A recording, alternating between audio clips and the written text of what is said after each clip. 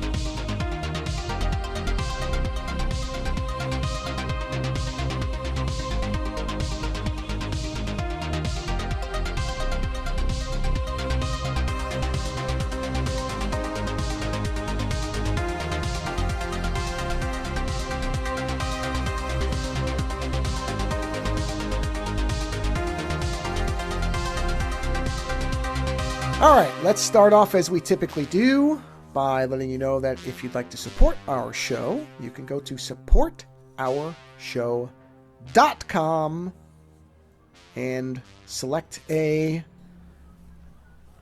was going to say donation, but I guess it is. Support. Pick a support option of your preference. Buy some T-shirts. Sure. But, I just realized the other day that even though I pulled my books off Amazon, I think they're still there because they have physical stock. Yeah, probably. So they won't pull it until the stock is gone. So anyway, yeah. But yes, support the show any way you want. Joe's got lots of art shirts that are super cool. Mm-hmm. You don't need to just give money away for nothing. If you want to get something, nobody's going to stop you. But, no, by all means, shit. If you want to give, give this show money, by all means, give it, and we'll keep going. Which is not to say that we won't keep going if we don't, but it does make it easier. No. If you don't give money, we're going to stop. We've always made that threat, and I consistently stick to it. It's like the cover with the gun to the dog's head. You know what? I don't know what you're talking about. I've been an AI for the last 500 shows. Yeah. Yeah. Lando died years ago. Yeah. Mm-hmm. Yep. Wouldn't that be a thing to realize about a podcast you liked? Oh no, the co-host is dead. He died years ago. It's gonna happen. It's absolutely It's there. There's any number of prominent podcast hosts who are like, I'm ready for this thing to take over for me, and I'm just not going to do it anymore. And that way, the shows can go, well past me being alive. And they could. I suppose that's what they want to do. Yeah, I know, but you know what? If something happened to you, right? Yeah. And I had an AI that was approximating your personality, you know what? I might talk to it just as a coping mechanism. Well, that's what I'm saying. And if it didn't know that it was how can it not know? But it didn't. If it was like the Dixie Flatline where it didn't know yet. And it was like, hey, these people keep talking like they're going to make one that doesn't know. So, and he was like, hey, we should do a podcast. I don't think I could say no to AIU to doing a podcast. Because if it's you would. What's that? We're swerving dangerously close to our clone debate with this. I know. I was about to make your argument that it's not really me unless they absolutely. No, it's not really you. No, it's definitely not you. But it's the whole if you lose somebody, right? Would talking to a clone version of them help to mitigate? I have the philosophical knot. Here's the one that's really going to bake your noodle. If I yes, believe that a digital copy is me, then you have to honor my belief by treating it as me. Right? If I died and you opened an envelope as a digital entity? No. If I left you a note that said, "Lando, this note means I have died. I have created uploaded my complete synaptic neural net to this USB drive. Yeah. My dying wish is that you, if you truly love me as a friend, is to treat this digital entity as if it is me, for it is me, for I believe it is. Then, the first thing I would do is I would wonder why you sent it to me and not your wife. No, my wife would have one too. Oh, wait. So there's copies of you all over the place now. Hey, look. If it's a digital duplicate, and I believe that it's you can digitally can be perfectly recreated. In fact, if anything, if I've got half a brain cell still working at the end, I would have to make multiple copies in case one broke. That's true. I wouldn't want to lose myself because one absolutely. Drive got wet because you put it in the washer. No, so, No, and I think that would have everything to do with. So this is actually really. You and I are a good battleground for this because so much of you and I is based on digital interaction. Like you and I haven't seen each other since last Christmas or something like that, right? So like would be the one before, or no? One before. Yeah, so a while ago. But you and I see each other digitally on a regular basis. I mean, if we're not recording the show, we're watching movies. If we're not watching movies, we're playing video games. Like you and I see each other almost every night of the week. You and I interact, right? Sure. So the question would be that because we have such an extensive digital interaction, right? Mm-hmm. If you or I, it goes both ways. If you or I had a digital version of the other who did all these things and made you feel like it was that person, and I think that's really what it comes down to, is if you left a digital copy of yourself to me and it was like a stunted, retarded version of you, where I could very clearly tell that I was in a phone maze, you know what I mean? Where like it just didn't work. Then you would hold on to it and you would think of it. You might use it now. Well, that's a Hallmark card recording, is what you're talking exactly. About. But if it was something where like I could play video games with it, I could talk with it. It was as real as the digital experiences that you and I have now. Yeah, you'd have a hard time not humanizing it because that's tend to be what we did. Yeah. I mean, I told you about my son's baby project, right? With the flower, where like we drew a face on it, and the second we drew a face on it, it was like a very different experience for him because suddenly he was personifying it. Yeah, exactly. So it's like I think that's the thing is if you, I mean the thing is, can you convince people? And some people can be easily convinced, which is why there's people who fall in love with chatbots, and some people it's a little harder. But I mean, like I said, that's why you and I are a good battleground for this because we have such an extensive and continuous kind of digital interaction that for someone to trick you or me with a copy of the other, it'd have to be a really good copy. How do you program an AI to be a massive hornball, or be totally obsessed with Mila? I mean, that the thing is though, and this is the kind of point that would put it in favor of happening, is for most people, the reason that's difficult is because you need a large training data set, right? And that's what most people don't have. You and I have Whereas an immense one. We're recording right now, episode 991, and that's the two of us. That doesn't even count all the fives and all the late nights. So realistically, creating a digital version of me it'd be easier. Would not be that hard. It'd be easier, yeah. It really wouldn't. Yeah, it's crazy, and it would probably be fairly convincing because, again, I think you and my wife and probably my mother could tell. But my guess is my sister wouldn't be able to because we barely ever speak. Yeah, no, I mean I don't. But that's but that's what I mean. Like, certain people would pick up on it. Yeah. Oh yeah. And certain people will not. Right. But the fact that it could convince multiple people who I have not just a passing acquaintance with, but like my mother-in-law probably wouldn't be able to tell.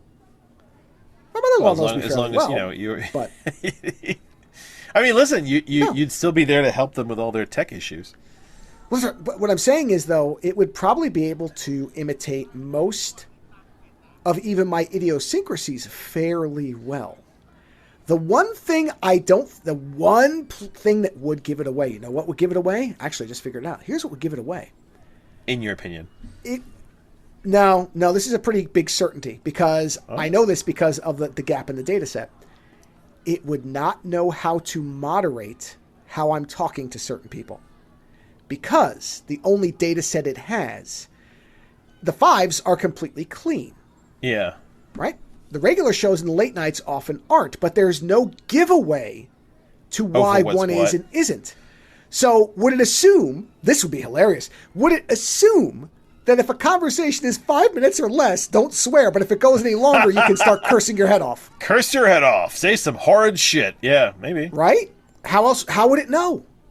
I don't know. It would have to guess. Yeah, and they're good at that. That's the reality, is how well can it guess? Now, it would probably guess correctly most of the time, in that when I talk to my mother, I don't swear all that much. I'm not going to say I never do, but certainly not as much as I do in this show. When I talk to my mother-in-law, I don't swear that much. I swear a lot. Certainly not as much as I do in this show. At work, that type of thing, I act very professionally. I generally don't use any hard curses. But it would have to, this line that I just said would give it the clue. But prior to that, now I've given it that, so as long as it identified this. It depends on the kids. I know people who swear around their kids and don't care. Some people don't worry about it. I don't curse around kids, but you would never get that from this show because we've had kids on the show. Well, now it would. No, I think it would have a harder time with a recording of me, just because it's only got the interaction between you and me. That's the biggest weakness for this, actually, is that whatever data set you created is based on the interaction between you and me.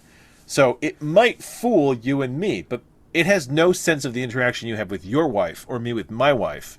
You know what I mean? Yes. So I think if anything, our wives would pick up on it easier than we would. It doesn't have to worry about you because you would never... You don't believe that a digital copy of her brain is another you. You don't have that belief, so you would never do it. No. Hold on. I think that if you take a full recording of somebody, the problem with a recording, though, is... Yeah. For me, it's... The translation of a person to digital is very difficult because... so much of who we are is not in our brain. So much of who we are is in our gut bacteria. It's in our bodies. It's in the hormones. There's so much of who we are that has nothing to do with what's going on above your shoulders. So to do a copy, it's kind of like, yeah, you might get a snapshot of where the brain is, but it's the whole thing. If I took your brain right now, and this is my theory based on, years of studying psychology and stuff like that. If I took your brain and I took it out of your body and I dropped it into a clone version of your body that was 15 years old, right? And I dropped your brain. This is your brain with all the information and everything. This is you. I'm taking the physical apparatus, some of it, of you, and putting it into this body. You would act very differently. And you would act differently because the hormones that would be flooding your body would completely change how you would behave. Right? So if suddenly I had your brain, your late 40s brain going through puberty, you'd suddenly have very different priorities. You would annoy the hell out of your wife. To have that level of, I would guess. But to have that level of testosterone, it shifts who you are. I gotta say, just to bring in a nerd element here, I really liked the way that Discovery handled when the Doctor comes back from the dead, and he's in a new body, and there's this whole thing where it's like, okay, these foods don't taste right to you because you've never eaten them before. You don't have the cultural, psychological history that goes with these flavors. Therefore, they don't mean to this body what they meant to the previous body. And I really like that somebody actually took the time to think about that.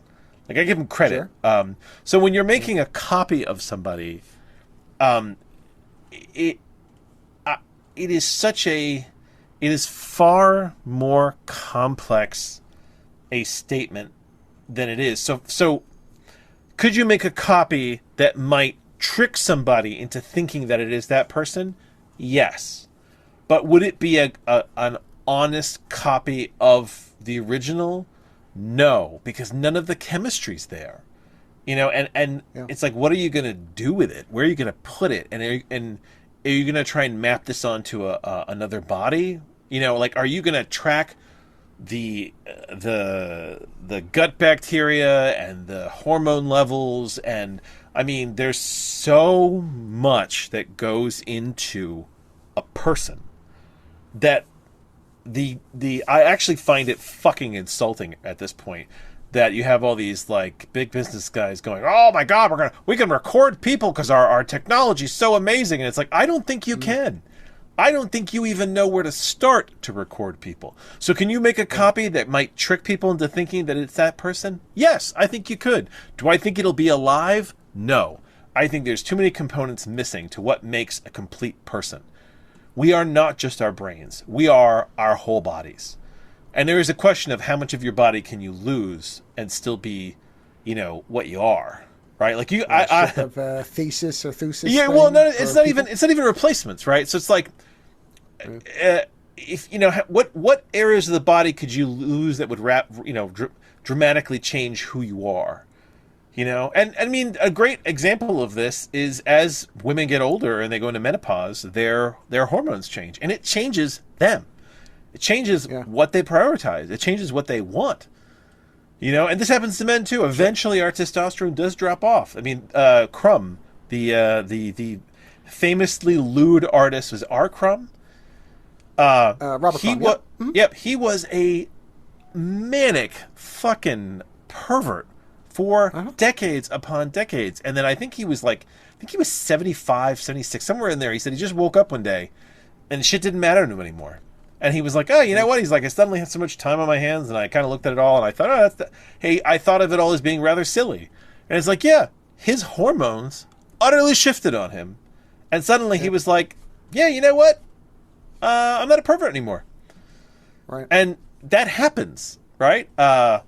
So I think that I think that eventually we will have the technology, but I think as it stands today, I don't think the technology we have can properly copy a person, partly because I don't think we have the technology, and I don't think we have the understanding of what makes a person a person.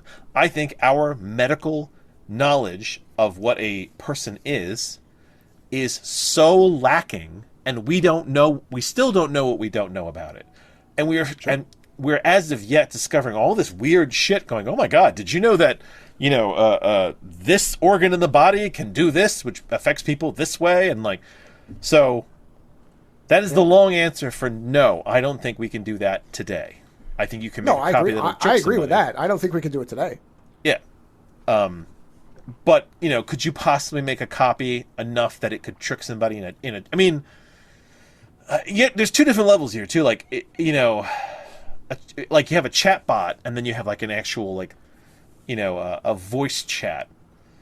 I mean, I think a chat bot is far easier. Like a typing bot is way easier to convince that somebody that's not a robot, because I mean, it has time, and honestly, I think we're all getting worse in our typing skills, and texting is weird anyway. I mean, Jesus Christ, if you looked at our text back and forth, it doesn't take much to convince somebody that you're texting the person you think you're texting, right? But I mean, you're saying, could you make a copy of someone, a digital copy that they spoke to, that would convince them? And that I'm on the fence about. I do think that. Okay. To be clear about my scenario, I'm not saying that could be done if I died today. No. I'm saying near future. By the time I'm the average age that people die, which is late 60s. Yeah. That's 20 years from now. Yeah. Which is a long time. Technologically speaking, yeah. Yeah. So again, I'm not saying I'm not saying it is alive. Yeah, I'm not making that argument. But that people would mistake it for being alive. Yes. Hey, you know what? It is a possibility, and it's a possibility we'll see it in our lives, and it's a possibility that it's something that people will use to make them feel better. You know, because listen, if I lost my wife, and somebody gave me, you know, like an iPod, right, with a copy of my wife that I could speak to whenever I wanted to, and she was always there, and it wasn't her, but it was a copy, and it was something that I could speak to. Would it make me feel better? Yes. It might prolong my sorrow because, you know, I'm not making a clean break. But also, if this happens when I'm much older and I'm an old man, and I'm not going to get back into the dating world, and I've lost my wife, this might make me feel better. You know, so it might be interesting. But because we're talking about death, I want to mention this because you texted me today. Hold on, before you do that, I have a question. Yeah, I know where you're going, and we'll get there. Yeah. But this is a stupid thing to test live while we're recording. But I'm curious. Tell me if you could still hear me. I'm gonna say the sentence. Can you hear me now? And tell me if you can hear me. Can you hear me now? Yes. Was it really muted, or was it clear? No, it was normal. Damn. Okay. I'm coming off a cold, so I have a piece of sound insulating foam. So if I had to sneeze, I was going to immediately throw it in front of my face really quick. Man, you know what? So I'll have to go the in the corner and do it. The other night, I wake my wife up sometimes when I sneeze at night. And like I'm up later than her, and I always feel bad. And it's like you can't control it. But the other night, I was laying there next to her reading, and I was gonna sneeze, and I immediately rolled away, and I grabbed 2 pillows, and I just squished them against my face as tight as I could, and she didn't hear me sneeze. So I thought that was a win. Yeah, it's good. Anyway, so, go ahead. I'll keep her on just in case it might work. Just mute the mic. I don't have a mute button. I don't think. Yeah, you do. Mute? On fucking what do you call it? Zoom has a mute button. Oh yeah. Yeah. I forgot. I use it on you all the Zoom time. Now. Yeah. Hold on. Where is it? Oh yeah, there it is. Is there a shortcut? Oh, God, I can't remember. I'll just keep my mouse near it. I'm not gonna remember that command. I've never been able to internalize the symbols for Mac commands the way I can for Windows. All you do is click on the mic and it mutes the. Well, that's why I'm saying I'm going to just keep my mouse near it. Yeah. But so Joe texted me. And I did not expect to be moved quite the way I was, but I was, which is that Sam Keith died, and some of you might not know who that is, but longtime listeners might. Sam Keith was the creator of the Macs. He did the whole first run of Sandman. He worked on fucking everything at some point or another.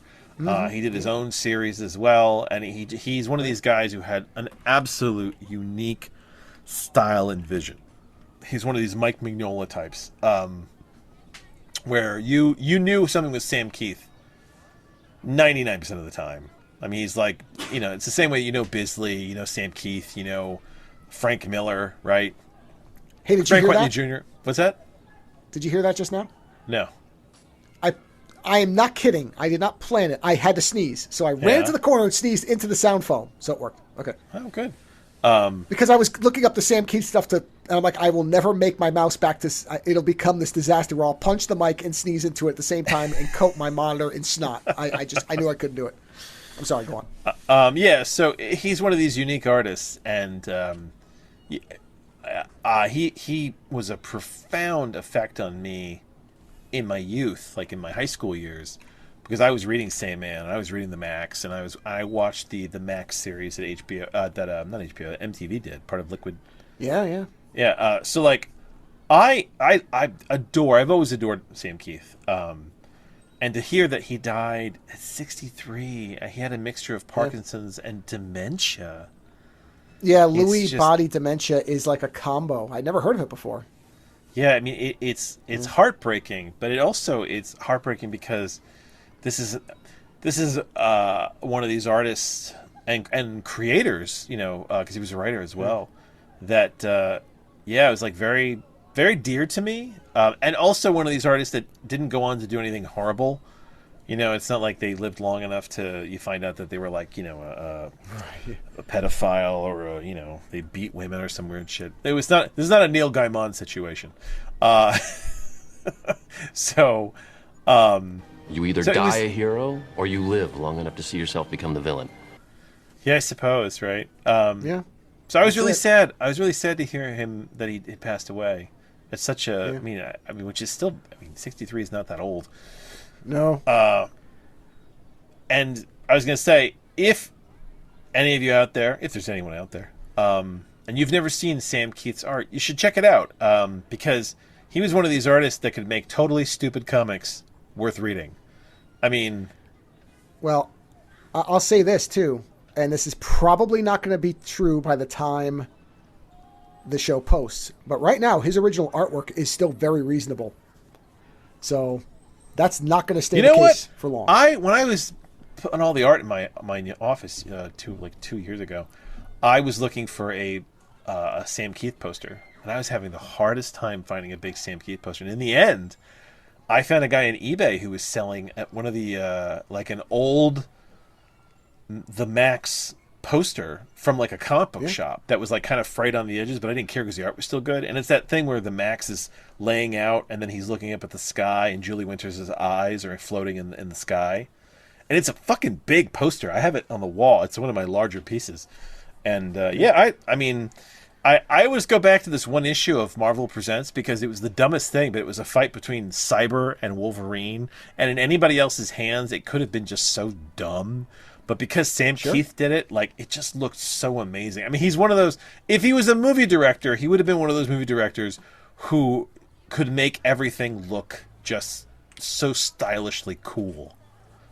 You know? Without... But he could also write. His Batman Max Arkham Dreams is such a weird story. There's a lot of those pages. I mean, don't get me wrong; those are the more expensive ones, but that's because Batman's in it, I think, more than anything. Yeah. But there's still quite a few of those originals available. I don't think that's going to last long. But no, and that's the thing. Like, what's some of his art sometimes like verges on. That's not Bisley. Maybe it is Bisley. Like, he's like Sam Keith was almost like a kooky Bisley. Like, he didn't go into like the heavy metal. You know, heavy metal, sweaty, you know, warrior women kind of. I'll tell you what I always think of as a comparison piece. Yeah. Where Frank Miller got worse, Sam Keith got better with his distortions. Yeah, yeah. Because at a certain point, there was almost a parody with the two of them, where you could kind of see them being somewhat related in how they distorted form, and it felt intentional. And then with Frank Miller, it started to careen off a cliff and become unintentionally weird. Yeah, it got so bad. And Sam Keith was just into how he did things, and he just kept adding detail. I mean, distortions, and that's what makes it work. love the way he did his Wolverine. And here's the thing, like, Sam Keith's Wolverine is over the top. It's overly muscled. It's ridiculous. It makes no fucking sense. It on paper suffers from all the same problems that Rob Liefeld does, right? Mm-hmm. Except when you see it, you realize that this guy has just over-stylized everything in a consistent manner. So it's not that you're seeing bad art. You're seeing somebody who's basically just translated everything into his own vision of the world. You know? And it's consistent, and it feels like it wow. It expresses, you know, what he sees perfectly. I cannot believe how inexpensive this Jeff Darrow piece is. For 11 by 22, it's $750 bucks, and it's shopping. No, I'm not going to buy it. But he's got a really good one of Death, but that's $3,000. That's why, because people want Death. People do, Jeff, yeah. I mean, the Shaolin Cowboy on right Gamera, they do. That's a really good illustration for $750 for Jeff Darrow, and it's not small. It's 11 by 22. That's not a tiny image. That's insane to me. Yeah, you're far more interested in the original art than I am. Yeah, I am. It's very interesting to see how it starts before they do all the stuff to it. I'm perfectly happy with copies because, in the end, it's my reaction to the art that matters. I just want to have access to the art. And you and I are different as well, because you are an actual illustrator. You are actually an artist, whereas like I'm more into what the effect of the art on the mind and what it brings out in you, you know? Yeah. So for that, I don't need an original. Yeah. Some originals are far more interesting than others, that's for sure. Yeah. Particularly when you see what where they've done massive corrections. That's, to me, fascinating. Like the one I'm looking at where Eric Larson essentially looks like he had to redraw the Savage Dragon almost from scratch for half his body. Because it's all masked out and like taped over, and then he drew it again. So that makes me curious what the original was. Didn't like it, yeah. No, that's great. Yeah, you never know. Or they decided in that shot he needed to be shirtless and he'd already drawn a shirt on. And Eric Larson draws a lot of folds, so he can't just kind of erase them off. Oh, yeah. Yeah, he does. Yeah, you know, Eric Larson is one of those artists that, like, I forget about him, but that guy was fucking amazing. I mean, is he still doing comics? He still is. He's still doing Savage Dragon. No shit. The fucking comic is still... Yes, it is. It's going. He's still, Savage Dragon, what is he, like 60 at this point? Let's see. Savage Dragon... isn't it? Yeah. Is it? I think it's still ongoing. I'm pretty sure that it is ongoing. Oh, and I'm pretty sure he's still drawing it. At least I don't know if he's doing it full time, but he was for a long time. You know what I love about Eric Larson is every now and then Eric Larson would have characters, because it was Image Comics. He'd have Rob Liefeld characters kind of wander through his books, and they always look so much better by Eric Larson. No, he's still... Here's one for May 13th, 2026. It's not even out yet, and he's drawing it. Good for him. Yeah. Writer, artist, cover, all of the covers but one. Holy shit. This dude is unstoppable. I mean, that's crazy. There's very few comic books where the same artist stays on the whole time. Like that published like this. Well, it's his. More common, daily. It's totally his. I understand. I completely understand. I'm just saying it's a rarity. I mean, and that's why early Image Comics is so important, because so many artists got to have their own creations. I mean, you had Savage Dragon, you had the Max, you had the Wildcats, you had everybody had their own shit. And it was theirs to work on. Yeah. You know, and good or bad, it was theirs to work on. So. Wait, why is Savage Dragon fighting Mickey Mouse? Oh, it's called the Rascally Rodent. It's Mickey Mouse. Oh my God. Did you see that Mickey Mouse is a villain? No, did you see that they did like a weird DC crossover with like Looney Tunes? Did you hear about this? And there was like a story but that where doesn't it's surprise like me because Elmer Fudd. Elmer Fudd is Warner like Brothers hunting is a Batman. Horror, so yeah, no, I'm not. I mean, it looks so weird. I'm not shocked. Let's put it like that. Yeah, he's still not shocked that they did it. Motherfucker, good for him. Well, my original point. Oh my God, that's supposed to be Elmer Fudd. Holy shit! Oh my God. Hey man, let me tell you something. It is not always easy to draw cartoons. I'll say that. No. I sent you a picture. I'm kind of amazed. Let's see. Like they turned him into like a gruff artist. Oh no! Look at that. They realistic them in. Oh God. Yeah, and honestly, what's funny is that why I mean, hold on. Like some of this art is like kind of incomprehensible. Where you're like, okay, did you mean to have Elmer Fudd? Like it doesn't feel like Elmer Fudd anymore, does it? Because they should have just done the goddamn Roger Rabbit route and had Toons exist. Man, this is not good. Have something just escape. I mean, come on. It's not like Batman hasn't run into fucking Batmite. What are you worried that it's going to break the realism of Batman, who's got a bat dog? I mean, Elmer Fudd's cracking his knuckles. I mean, honestly, there's a part of me that almost wants to... I don't want to pay for this, but there's a part of me that almost wants to read it just to see what the fuck they were up to. See, especially... Who did the art for this? Now I'm curious. It sort of looks familiar, so it's probably... Oh my God! Tom King wrote it! Tom, what are you doing? Oh, Tommy! What the fuck is that about? Well, I got paid. Whatever. Yep. God. I mean, listen, it's definitely not Elmer Fudd, but Oh, Jesus Christ. What the hell do they do with Bugs Bunny? Well, what the hell do they pair him with?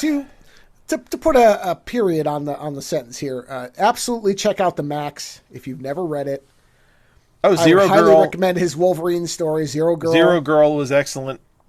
But the Max is the masterwork. That's what it is. It is. Because but I also his early work on Sandman, it was like Preludes and Nocturnes is all his. That book most of his artwork is riveting. Whether you like it or not, it is unlike most other artwork. But what I mean by the Max is the Max, he wrote it, he executed it, he finished it. It's done. Yeah. That's rare. Honestly, when somebody is able to have that consistency and finish it. The animated series they did is about as good of sensational a translation I have ever seen. They maintained his art. So that's the other thing too. If you're not a comic book reader, go check out the Max animated series. It is an amazing translation of his art. They really got all of it there. The worst part about rewatching the Max, which I just rewatched maybe 6 months ago, because I found somebody had it in high def online. I was like, thank you. Because you can't buy it officially as far as I know. It just reminds me that at one time MTV was the avant-garde of animation. They had like a decade stretch where the best things, unless you were going to they were willing, were they did Aeon Flux, they did Liquid the Max, Television. They did, what was some of the other weird The Head. The Head, which was just so weird.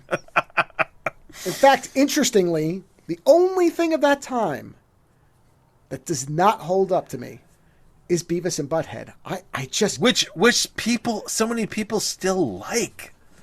I liked it when I was younger. I thought it was 13? Funny. Yeah, when it was on. I thought it was kind of honestly, part of it was, and again, this is kind of your point about me being an artist. I knew that Mike Judge was just basically making the whole thing. Yeah. So there was a part of me that was like, holy shit, this guy took a stupid idea and sold it to the biggest network there is for the demographic everyone wants. And he's just making this thing and voicing half the characters, if not all of them in some cases. And he got them to do it. And he took this dumbest idea. Mike Judge is one of those people that, again, I hope nothing terrible ever comes out about him, because he's in that rare group of creators who can point a mirror at the audience to say, here's what's wrong with you, and they lap it the fuck up. Didn't he do oh god. He did Silicon Valley, he did Idiocracy. Yeah, Idiocracy, which is Yeah. Beavis and Butthead was making fun of metalheads. And people loved it, including a lot of metalheads. I mean, it literally was. I mean, it was really making fun of how stupid young people are, which they are. Case in point, I thought it was funny when I was younger. I've tried to watch it here and there. I was just curious. Yeah. And I tried watching again. I tried it maybe 2 months ago. I found one on YouTube and I started watching it, and I got bored about 5 minutes in because I just realized that so much of that show is just those two characters laughing at each other. Yeah. And it's just not funny for more than 5 minutes. It's funny to remember that this was funny. And then it fades right off. Burns off like alcohol when you cook. Some people still find it funny. I mean, humor is subjective. I know I don't find it funny anymore.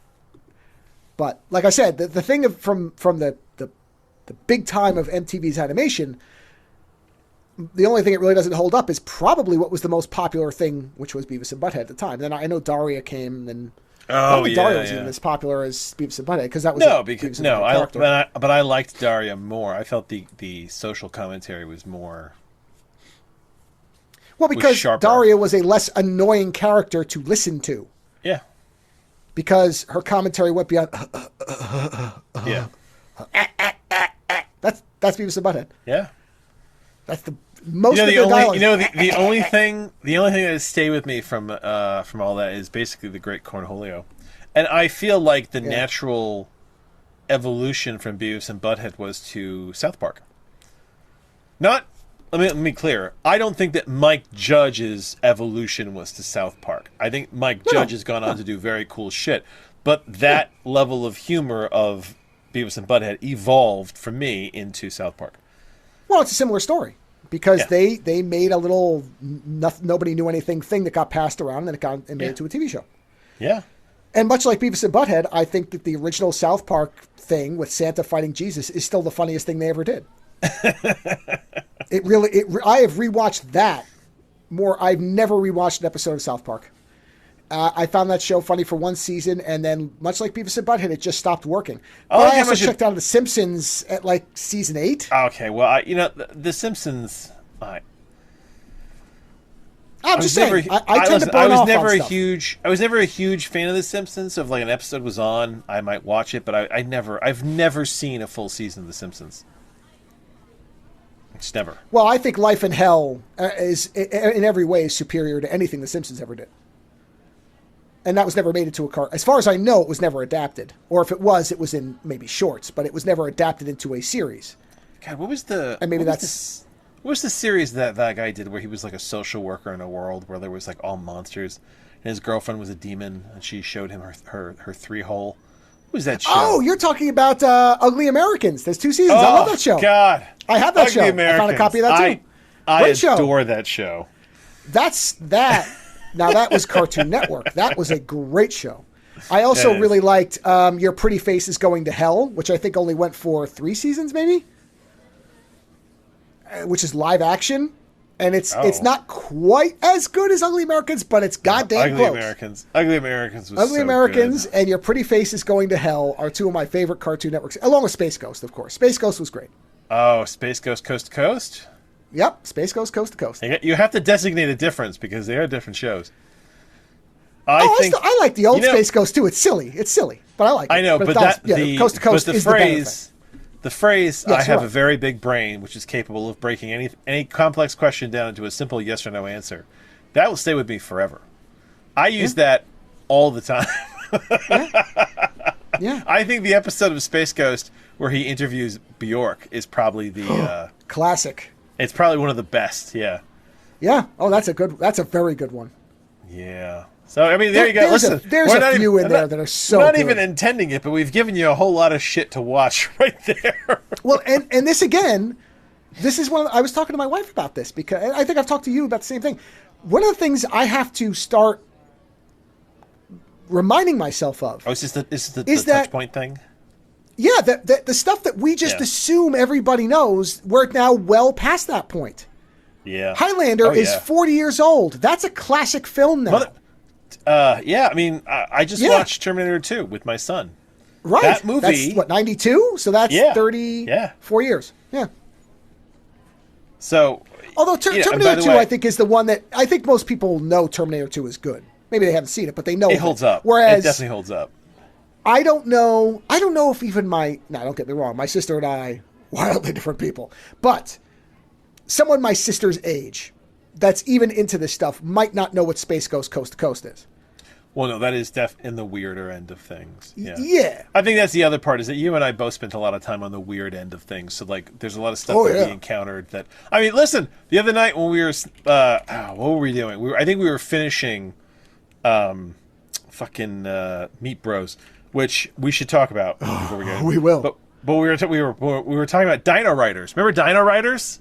Yes, that weird fucking. They had a show. They had a whole line of toys. It was basically like they made these big dinosaurs that had all these like cybernetic mounts on them with like these little people. And like as a kid, I thought that was the coolest fucking thing ever. Sure. And there's just so many people who have no idea. Like Dino Riders is more obscure than Silverhawks. Yeah. So, yes, you are correct. And there was some toy line.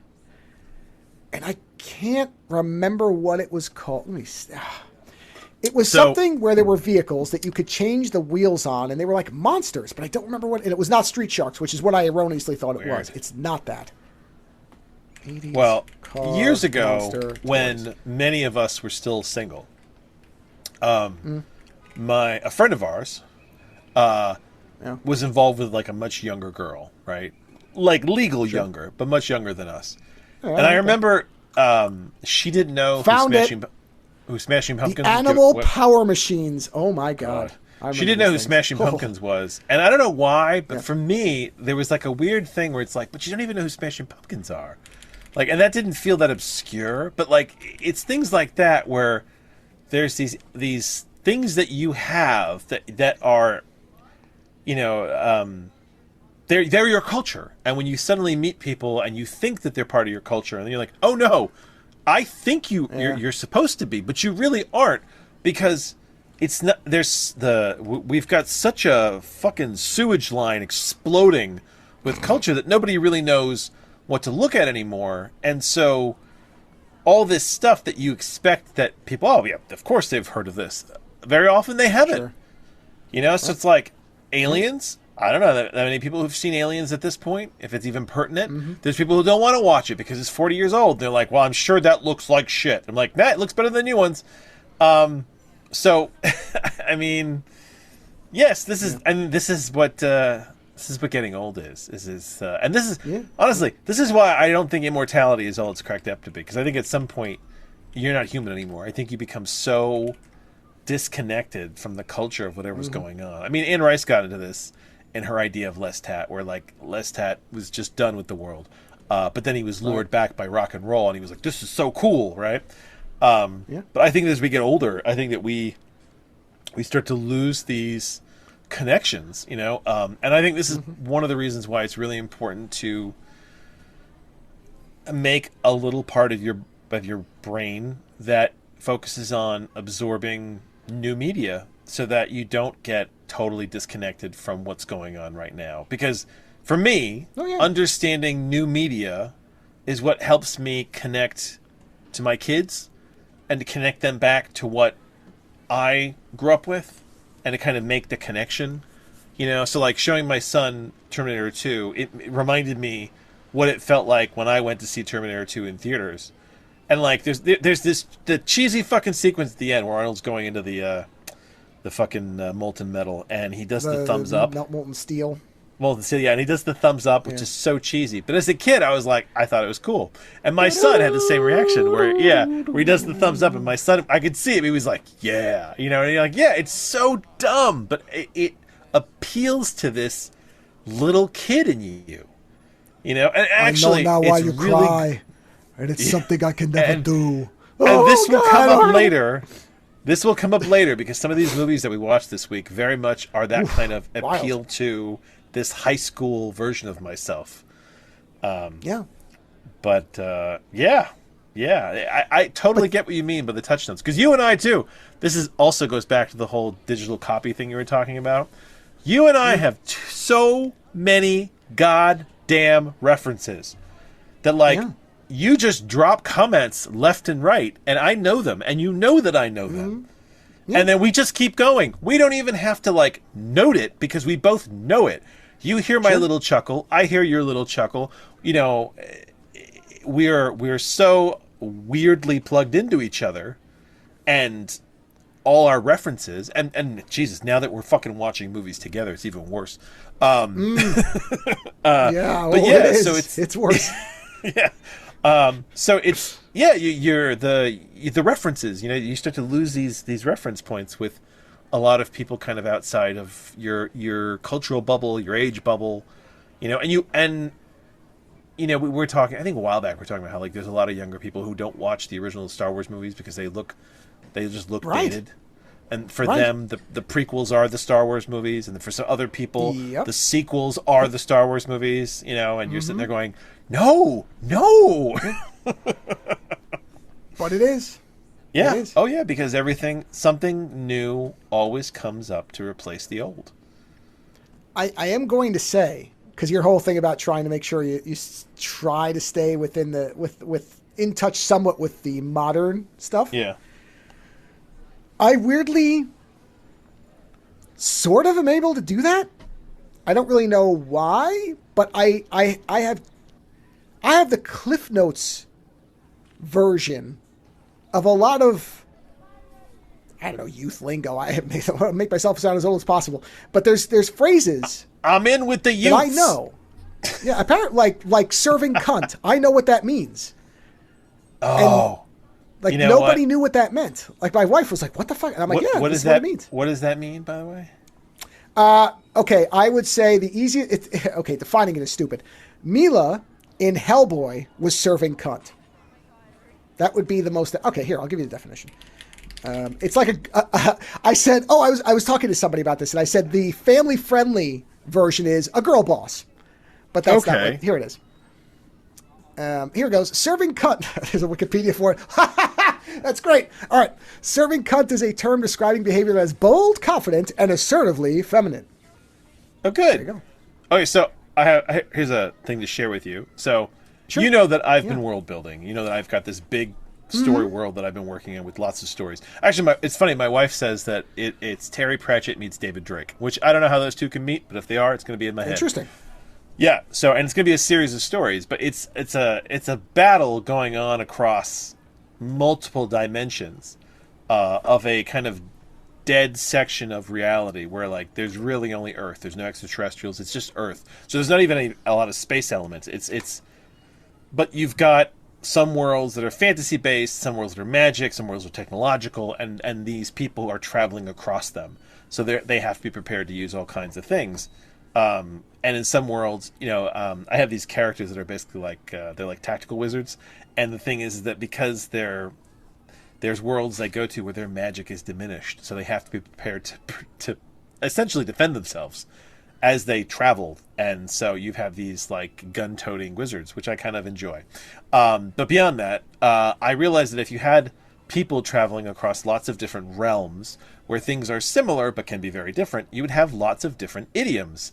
And I realized that one of the biggest dangers in when you're creating things is to kind of create what you know. So, for example, like having people from another universe say, "Oh God," right? And like, no. I mean, they might have a version of it where they say, by the creator or something like that. But everyone's got their own idioms. So it's like, does the bear shit in the woods? Piece of cake, shit like that, right? And I was like, what the hell would certain people say? And especially people who have alternate ideas where there's like, you're in a fantasy world. What kind of idioms do you have, right? Because people have all this weird shit they say. And I was making coffee the other day, and I was just like kind of thinking about it, and my brain was like, you should have a character that says, well, that's like a mermaid full of shit.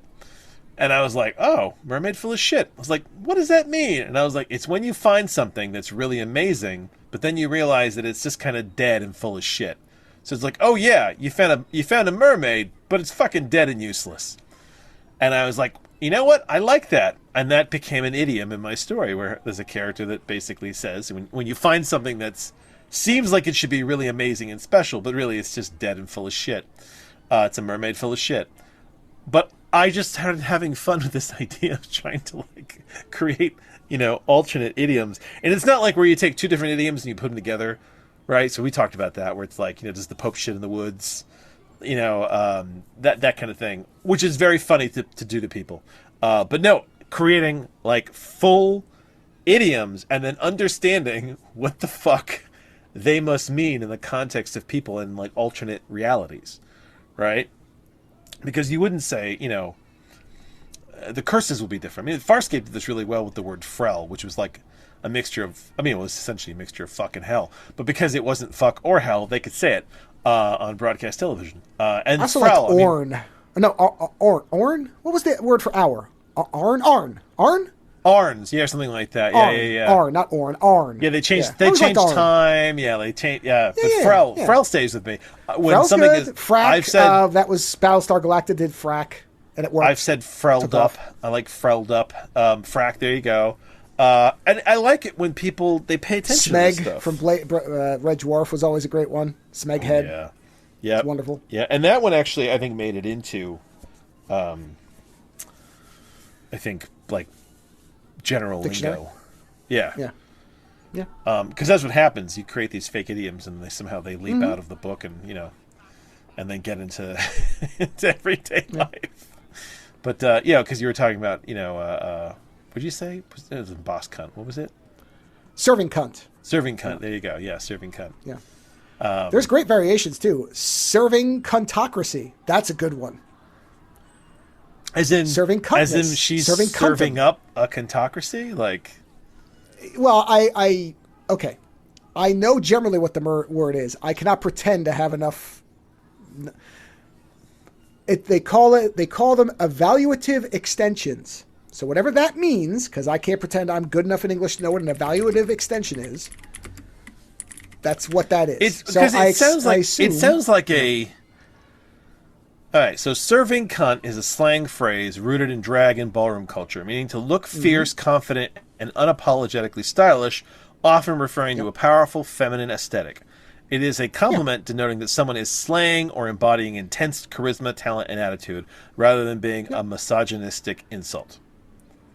Yeah. There you go. Yeah. I love these examples. Her look at the Met Gala was absolutely serving cunt. Yeah. Yeah. Right. Yeah, I mean, I hear the phrase "serving cunt" and I have a very different mental image. But you know, what I would guess without knowing more, and I'm stating up front, I'm not pretending I know everything. Yeah. But it feels like a specific subculture's version of empowering a word that traditionally would be used to demean. Yeah. So if you call a woman a bitch, it's because that she's aggressive and she has ambition. So fine, I'm a bitch then. I'll be a bitch. Oh, you're gonna call me a cunt as a demeaning phrase? Fine, I'm a cunt then. Let me serve you some cunt, bitch. You know, like that. I don't know. That's I can see that. That's my guess. It's a possibility. Like I said, I occasionally do run into these things where I know what things mean without really ever using them. I really don't know why. But there are these weird things where I'm like, oh, I know what that means. I would never use it myself because it would make me sound like I'm trying to be 13. Would serving cock be the counterpoint? I've never heard that phrase, so I would assume not. I don't think so. I think that's just a gigolo. Serving cock sounds like an S&M thing. Yeah. I mean, like I said, I do occasionally run across these third rails of youth culture that I would never bother with. Well, because I myself would never use these terms because I would sound like a fool saying them. Yeah, but you know what's funny? I do, talking about touch points, you and I, there's phrases that we use that, like, my son is old enough now that he's starting to, like, kind of, he stops me and he goes, what does that mean? We're like, well, I'll say things and I'll be like, you know, that makes total sense to me. And then he'll be like, yeah, what does that mean? And, you know, and I'm trying to think of one now because, like, it's not like I'll tell you the one that I use, and I don't care if anybody knows it or not, but they seem to get it from the way I say it, which is, and you've said this too, I guess she didn't like the cornbread either. Like, people get that. Even if they don't know what it's from, they get what it is. So, because other things I'll say, and people will say, what is that? But that one, I've had people kind of nod along without, even though there's no cornbread involved, but they know what I'm saying. They understand what the meaning is without knowing what the reference is. That's rare.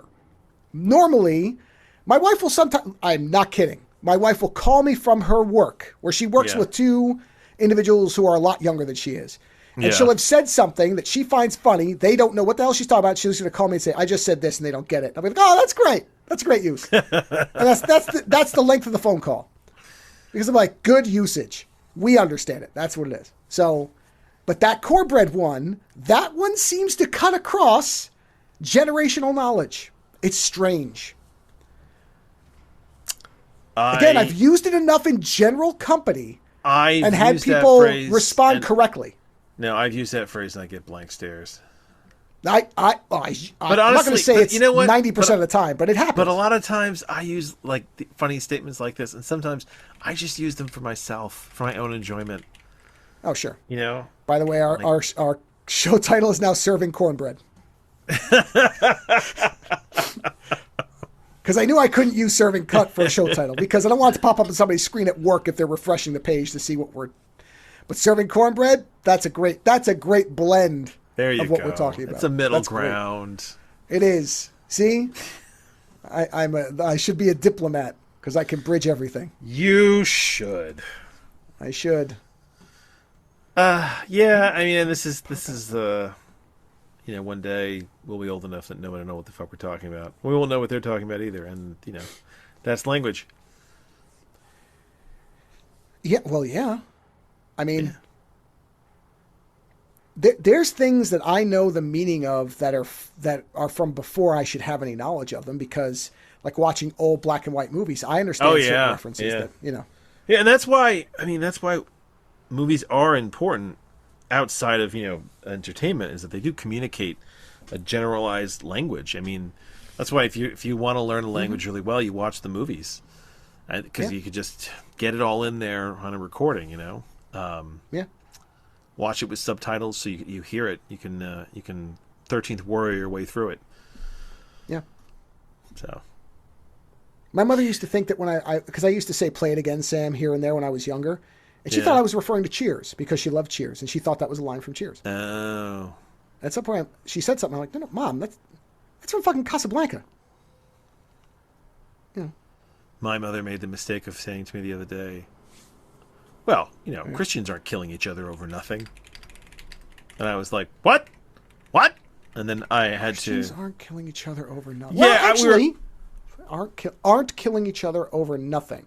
No. Okay. Okay. No. It wasn't an idiom. She actually was saying, no, Christians don't kill each other. Like Christians like each other. And because we were talking about religions and how religions all at some point or another turn on themselves. And I had to explain to her where the phrase "kill them all, let God sort them out" comes from, which was basically northern French Christians wiping out southern French Christians who believed in a slightly different version of Christianity because the Pope didn't like it. And when the general got down there, his soldiers said to him, he's like, hey, we can't tell the difference between our Christians and the other Christians. And the general said, kill them all, let God sort them out. The very phrase comes from Christians slaughtering themselves because they believed in a slightly different interpretation of the goddamn book. So, no. Organized religion leads to organized trouble. Two things on that point. Yes. One, I would actually agree with her. Well, Nobody. Fuck you. Wait. Let me explain, because I'm getting very specifically semantic. I would agree that in general, Christians don't kill each other over nothing. They think they're doing it for a reason. Okay. There's very few people who are killing somebody for no reason. So here's the thing. That's not what she was saying. She was saying that Christians never kill each other. That she's like, no, they never disagree and kill each other. And well, it's like, yes, that being the intent, that's just completely wrong. However, on the other side, kill them all and let God sort them out is one of the greatest sayings that has ever existed. I adore that phrase. I know. The way that I adore Mila. It's such a beautiful phrase. But the thing is, it's so horrible where it comes from. I don't care. Oh, of course. No. Doesn't matter where it comes from. It is a horrible thing to say in general. It doesn't diminish what the statement is. It's just that knowing where it came from as a religious observation, it's very fucked up. But I would argue that matters, but it almost doesn't matter, because that phrase, whoever, let's say it originated from a random guy on the corner. Because listen, it does matter, because if fucking Goebbels was saying it about Jews in World War II in the camps, nobody would be fucking using that statement. Okay, it does matter where it comes from. It matters. Oh no, I think they would. No. I'm not. By the way, when I say this, I want to be clear. I'm not saying that I think it's a good thing to say. No, what I'm saying is, as a phrase, it is such a powerful embodiment of utter not caring at all about life that it is amazing. Whoever says it, it shows such a disregard for life. Yeah, that it's like. Yeah. It's like a movie where somebody takes a young child and smashes them into a pole, which will be referenced later. Where I'm like, oh shit, that's totally fucking ball. No, I didn't, because I went, you don't see that very often. I always have, and this will sound fucked up, but I say it often and I mean it. I will always have respect for a movie that will kill young people. I know, because you're not supposed to. Because it says something. Yeah. No, because you're not supposed to, and it does happen though. So Yeah. That's my favorite part of that film. Okay, hold on. That's not your favorite part of that film. Don't lie. That's why I said outside of Mila, of course. Yeah. I was going to say, don't lie. But we that's know what your favorite part of automatic. that film Outside of what my favorite part of all of these movies is, that's my favorite part. No, because but I just went, holy shit. It is a terrible phrase. It is a terrible phrase for what it implies. Oh, of course it is. It's terrible whoever says it, because, again, it is such a flagrant disregard, Christian or not. I don't care why you kill them. Just kill them. It doesn't matter whether it's right or wrong. Just kill them.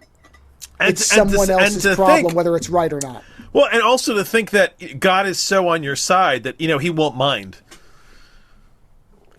Well, and that's why, to some degree, it does matter, because those people think they're in the right.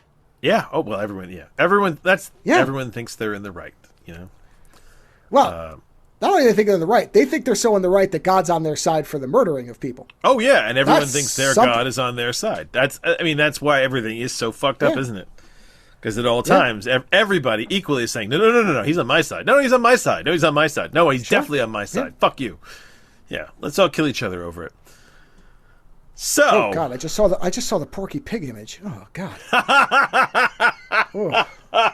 There you go. I think I've actually seen that before. There's a good icebreaker. I just said, Joe, the Lex Luthor Porky Pig DC comic crossover. I will not be linking that to everybody. It's awful, isn't it? Also, Lex Luthor in plaid. That's awful. It's strange. Yeah. Strange. Yeah, plaid suit on Lex Luthor does not strike me as a Lex outfit. No, it doesn't. Yeah. Yeah, plaid is Lex Luthor doesn't seem like a plaid guy. Yeah. I don't enjoy that. Here we are.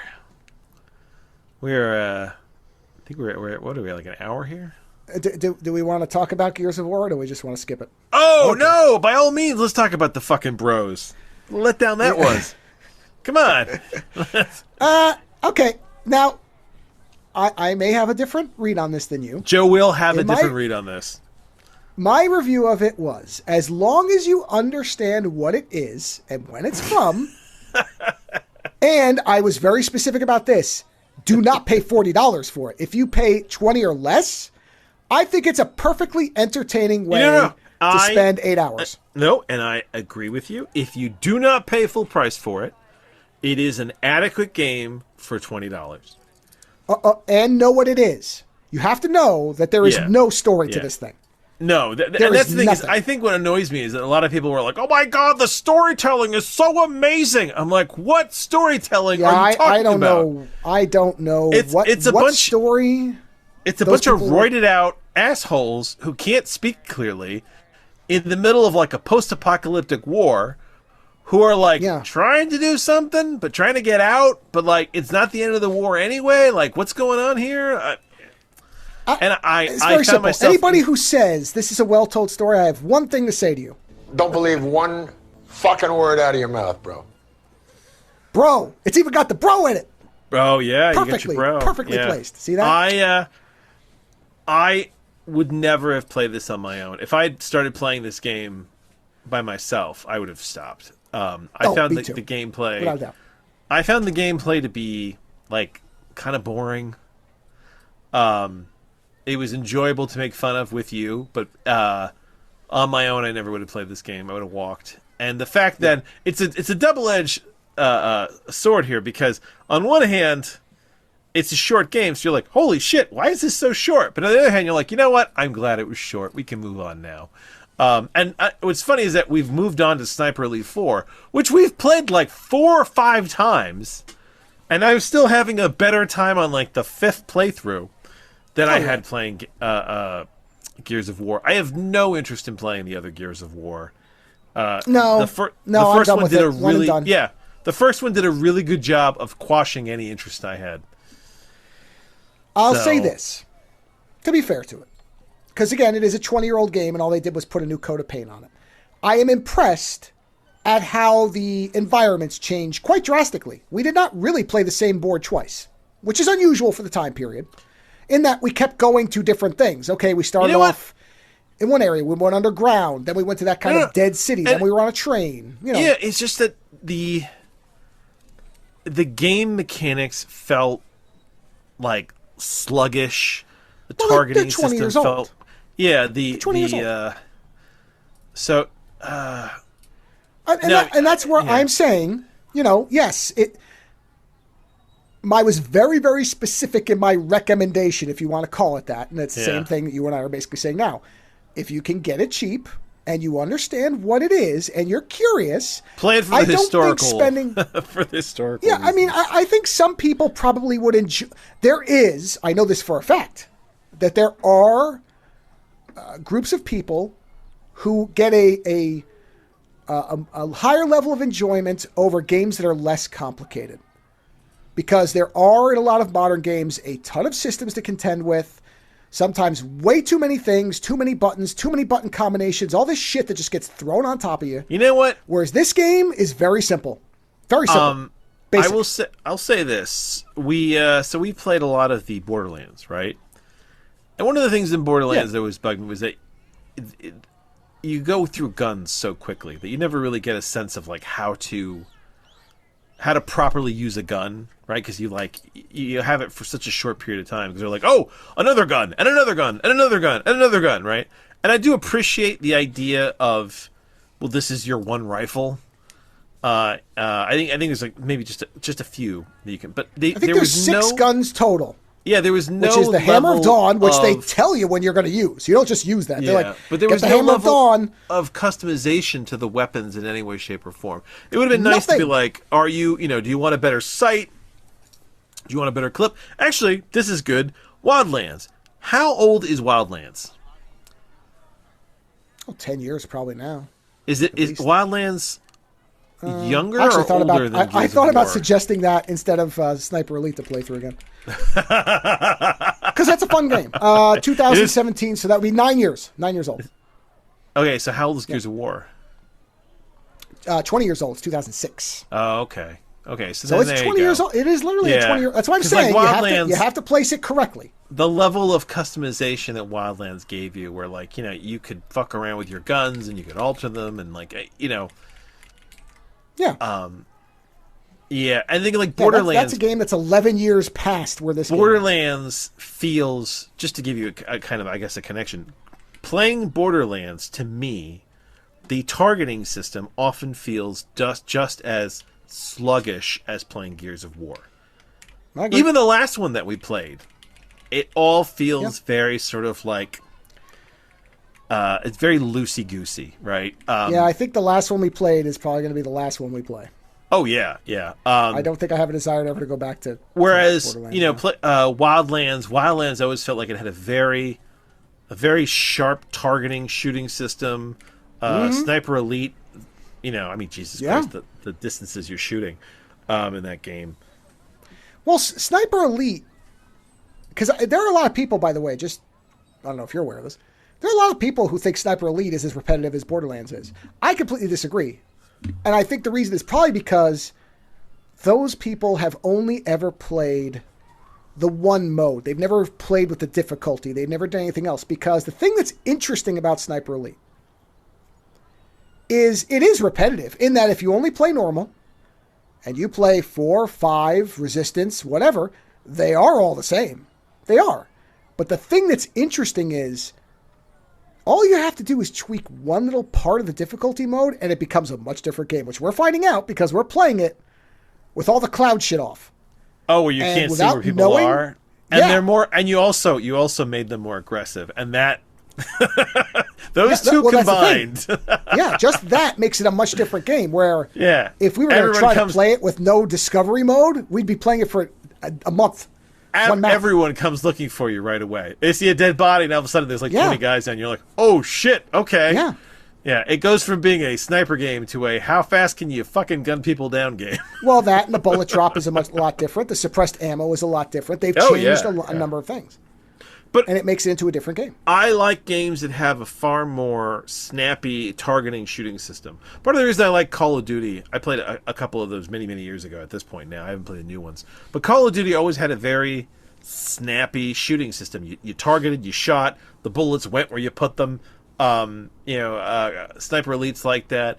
But like Borderlands, I mean, and this is actually kind of a weird compliment for Gears of War, which is that the Borderlands we recently played felt like it shot as good as the first Gears of War. So if you like that type of targeting system, Gears of War was doing it 20 years ago.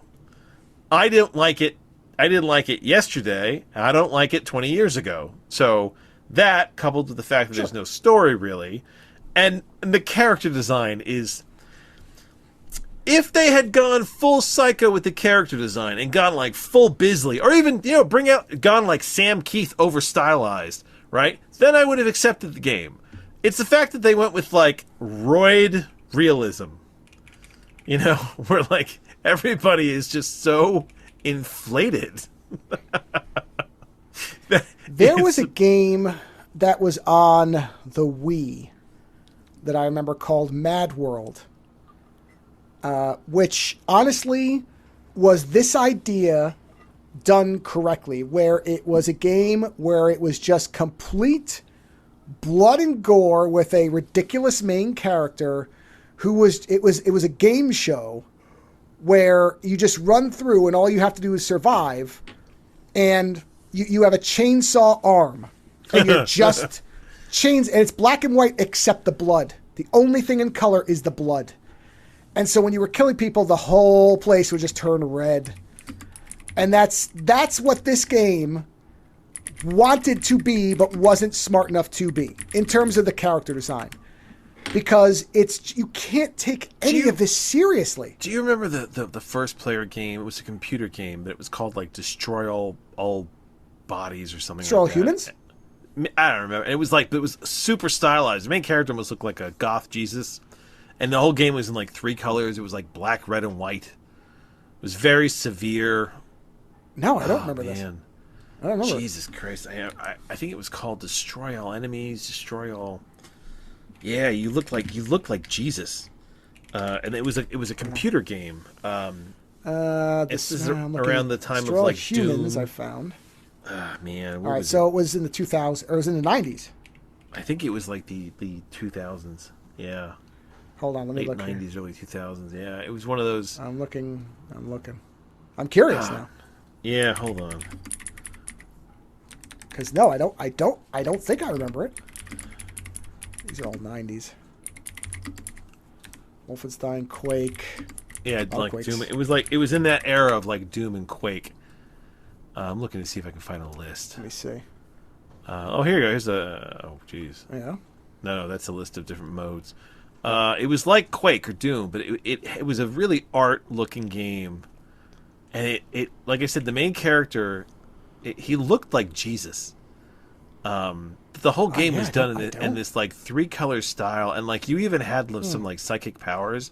But I mean, this is like I said, it was kind of in that cusp of like Doom and Quake and all those games, and it was very over stylized, and the style is what made the game worth playing. But I can't find it now, and I don't remember what the fuck it was called, and I can't find the language to fucking find it. All right, hold on. Here we go. I'm looking for 30-plus games like Doom, because that's usually what you find. Okay, so let's look through here. Rise of the Triad. I'm trying to think as many details as I can put in to find. Descent. Destroy all. And also, the problem there's is 335 games coming up here. So. Oh well, that's a lot of games. Because a lot of games, when Doom came out, did what they were doing. So I'm trying to see. Yeah, and like the thing is, you'll see the art, and the second you see the art, you're like, oh, okay, this is very specifically them. Yeah. I'm looking for the art style too. Yeah, it was very severe art, and like I said, I just always remember the main guy looked like fucking Jesus Christ. Oh, is it Ultra Kill? No. Is it Ultra Kill? Hold on, I'm looking it up. Could be. If that's what it is. I don't think so. Ultra Kill PC No, it's not game. Ultra Kill. Oh. Yeah, it's definitely not. Man, that's an upcoming one. Yeah. But yeah, a list of. I wish I could find a list of early old school Doom-like, where you kill people and look like Jesus. I mean, hey, you know what? Let's see. Wolfenstein, Doom, Shadowcaster, Marathon. Did that actually make me find it? What'd you find? Hold on. It's called Lore of Doom. But no. No, I think they're actually talking about the lore of Doom. Never mind. Brutal games. Yeah, like I'll have to keep to play. I'll have to keep looking for it because I mean it was a cheap game. It didn't have that many levels, but it was so weird looking, and it was basically just a simple first person shooter. But it was the whole thing. It's the style. The style was so heavy that when you played it, you were like, okay, this is unique unto itself because it looks the way it does. But no, I mean this. I think because I can't remember the name, I think it may have been lost to history. Yeah. Could be. Well, I'm sure somebody knows about it, but whether we can actually find it. Somebody knows about everything. Somebody if knows you what the Ark of the remember it, Covenant somebody remembers it. You know, that's that simple. Turbo Overkill. Yeah, these are all modern, though.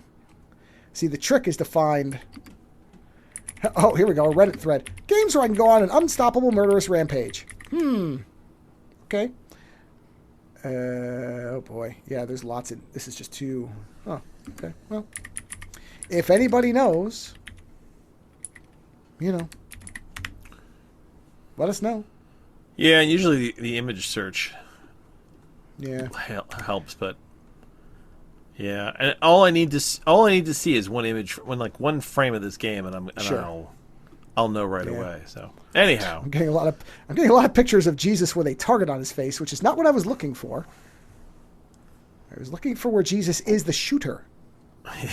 Yeah, and Jesus is the shooter in this. Yeah, and I'm not seeing much of that. No. Getting some weird fucking results. So yeah, I was not impressed with Gears of War. Yeah, I wouldn't say I was impressed. I will never play another one of that series again. I'm completely with you there. I would say for people who want something that's from that era that doesn't look like it but plays like it, which is to say very simply, and you can get it cheap, yeah, you might get an entertaining time out of it. Just be aware of what it is.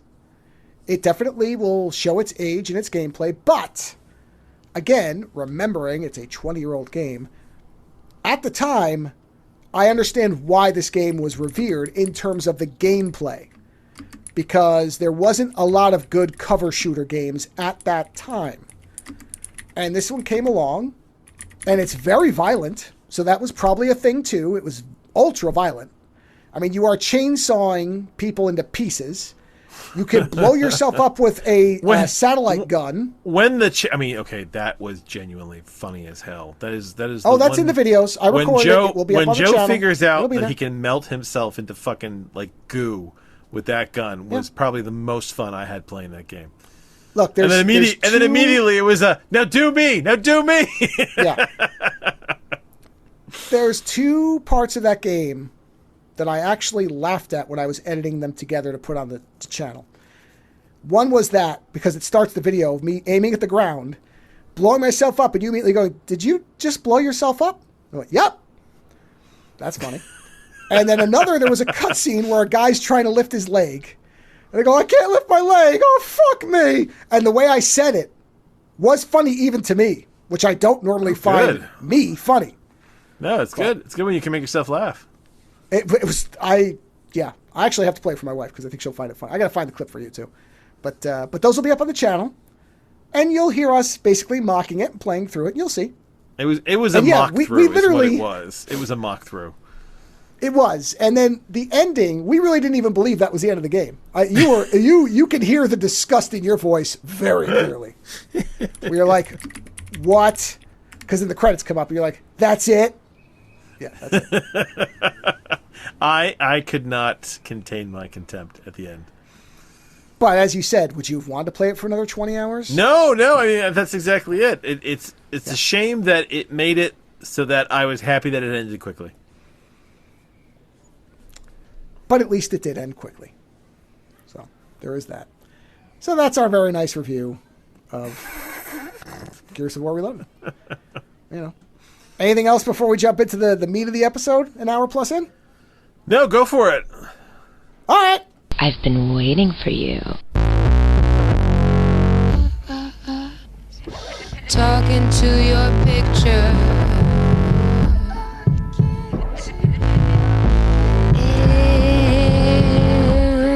It turns to dream.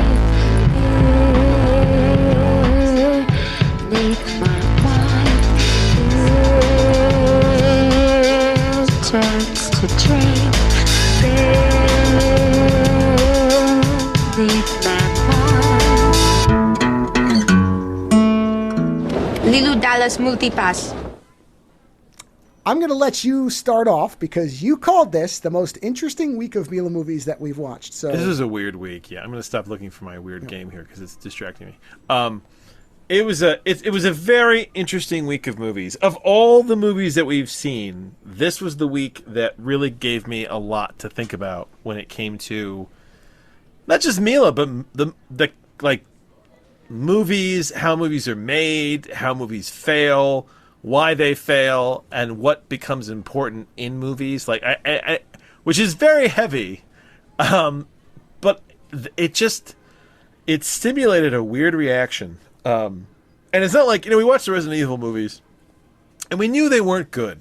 We'd read reviews, and we knew that there were little things that were good, but we knew that by and large, we were paddling uphill with those movies, right? So we knew going in to take what we could, right? Now so the three movies that we did, and I'll just say it, are Ultraviolet, Monster Hunter, and Future World, right? And I hadn't seen any of these. Joey's seen two of these. And you'd never seen Ultraviolet? I assumed you'd seen that. Never saw it. Oh, yeah. Boy, okay. Yeah. So I never saw it. So going into these movies, and you're if you listen to the commentators, you're gonna see me looking shit up because that's the way my brain works. It's like I see something, I'm like, oh my god, I gotta look stuff up about this.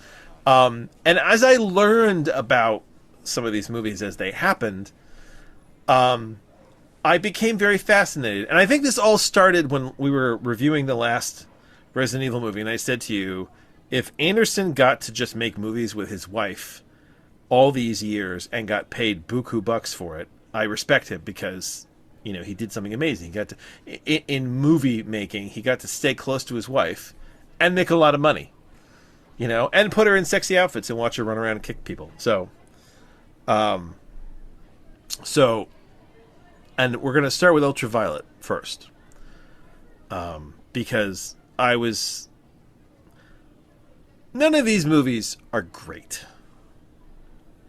They're not terrible exactly either, which is what's so fascinating about them. So Ultraviolet is directed by the same guy that did Equilibrium, whose name I can't remember right now in a second. Equilibrium, Kurt Wimmer. There you go. Is an absolutely awesome movie. It's a play on Brave New World, and the creation of the gun kata or gun fu by I think the director had had it developed. Christian Bale does an astoundingly good job of it. It when he does it, I mean, don't get me wrong, it doesn't exactly make sense in the real world, but in the movie world, this idea of the the least likely places that somebody would shoot, the places that you position your body to be most likely missed. It's a really neat sci-fi idea, and then it turns into this kind of religious martial arts, right? So Equilibrium is a great movie. In realizing that Ultraviolet was intended to be a spiritual sequel to Equilibrium, suddenly I find myself on different footing. And then to find out that the studio was not happy with the direction the director was going, and basically forced the director and Mila, who is the lead, out of the editing room. They edited it the way they wanted to edit it, and they cut like a half hour or something like that. It was something ridiculous. Yeah, it was around 30 minutes. Yeah, they cut 30 minutes. This is like the Alien 3 cut that we got in theaters, as opposed to the rough cut that is like they add like 25 minutes to that movie that makes it amazing. So it's a very weird situation because there are special effects in this movie that are not finished. They are not. In fact, most of the special effects in this movie are not finished. I don't know why the studio did that. If maybe they were hoping that it would be a look, but the look is bad. Don't you remember? They realized that they wanted to make a PG-13 movie, so they stopped production and just edited what they had out of an R, including just using footage that was not done but had to be in there to make the story work. Yeah. So it is an unfinished movie when you're looking at it. But then I honestly believe the decision was, okay, we are not spending another dime. Take whatever you've got. Make something that functions. This is a cut our losses and make whatever we can back. I don't care. Just release it. And Mila has disowned this movie, which says a fucking lot. As has the director. Yeah. But the thing is, therein, we were talking about how, Mila can't help the movies that she's in. Many actors can't, right? And that Mila should be respected in the sense that she is a female action star. There aren't a lot of those. Mila has made a career of doing it. And in this movie, she learned the gun kata. She learned the gun fu from Equilibrium. It's not like the gun fu from Equilibrium. It is the gun fu from Equilibrium. She was taught all the moves that someone would do. So when she is fighting like Christian Bale. Now, here's the thing. Don't get me wrong, Christian Bale is a way better actor, and part of what makes Equilibrium so good is that Christian Bale is so good an actor, because it's not just the fact that physically he is impressive, it's also the fact that that one scene where he feels the sunset for the first time absolutely blows your mind, right? And the thing is, you don't know what Ultraviolet would have looked like if the director had had the ability to go all the way with it. He was stopped. But that said, Mila's stunt work in this movie is some of the best stunt work that she has done in any movie, which feels so like it's so tragic because, we're watching these Resident Evil movies going, God, if they'd stop throwing the camera around, we could actually see what she was doing. And occasionally you'd have this moment where you'd be like, okay, I know she's doing cool shit, but I can barely see it. Whereas in this movie, she's doing cool shit and she's doing a good job of it, and you can see it, but the movie around her has completely collapsed, which has nothing to do with her. Her acting is fine in this. What she's doing is fine in this, but the movie is an utter catastrophe. In that, like I said, the story doesn't quite make sense at times. You get towards the end of the movie, and you're not really sure what she's fighting for. It feels like they left out scenes that would have alerted to, that they don't spell it out for you. I understand. I do get the idea that she's fighting for this little boy because on one hand, it reminds her of the fact that she wasn't able to have a child. And literally it's like the Equilibrium guy wanted to take Equilibrium and Resident Evil and kind of mush them together because they're vampires, but they're like, not quite vampires, and there's a virus going around. It's not a good movie, and yet there are these elements in it that are some of the best, like, choreographed fight scenes that Mila has done. She is impressive with the gun fu, and it saddens me. I thought I was going to go into this movie and laugh at it because I'd read that it is so bad, and instead I felt this like tragic loss that she was so good in her part, and it was like dropped to the bottom of the ocean in this like anchor of a movie that the studio just deep sixed, and I remember it was funny because at one point you were talking about Resident Evil and you were like, it's a shame that they wasted the best years of this woman's like cinematic career, right, where she was like most impressive. And I don't think they did. I mean, I think the Resident Evil movies did a little bit, but like this movie, you can see that she knows how to fucking do it. And no. What I mean is we never got a really well-made, well-done, completed movie that she was able to do everything all the way through. except for the first Resident Evil, which I would argue she probably wasn't at her best in terms of what she could do. Well, that was the beginning. It was the beginning for her, yeah. It was right. So at the high point, we never got a movie where somebody knew how to do all the action scenes and utilized them correctly all the way through. You could see that she could do things, but it was all chopped to shit. And that's what I mean about wasted. The other thing is, these 3 movies that we watched would have really appealed to the 13-year-old boy in me. And we were talking about this earlier. There was a period in my life where I watched a lot of late-night HBO movies. It was my adolescence, right?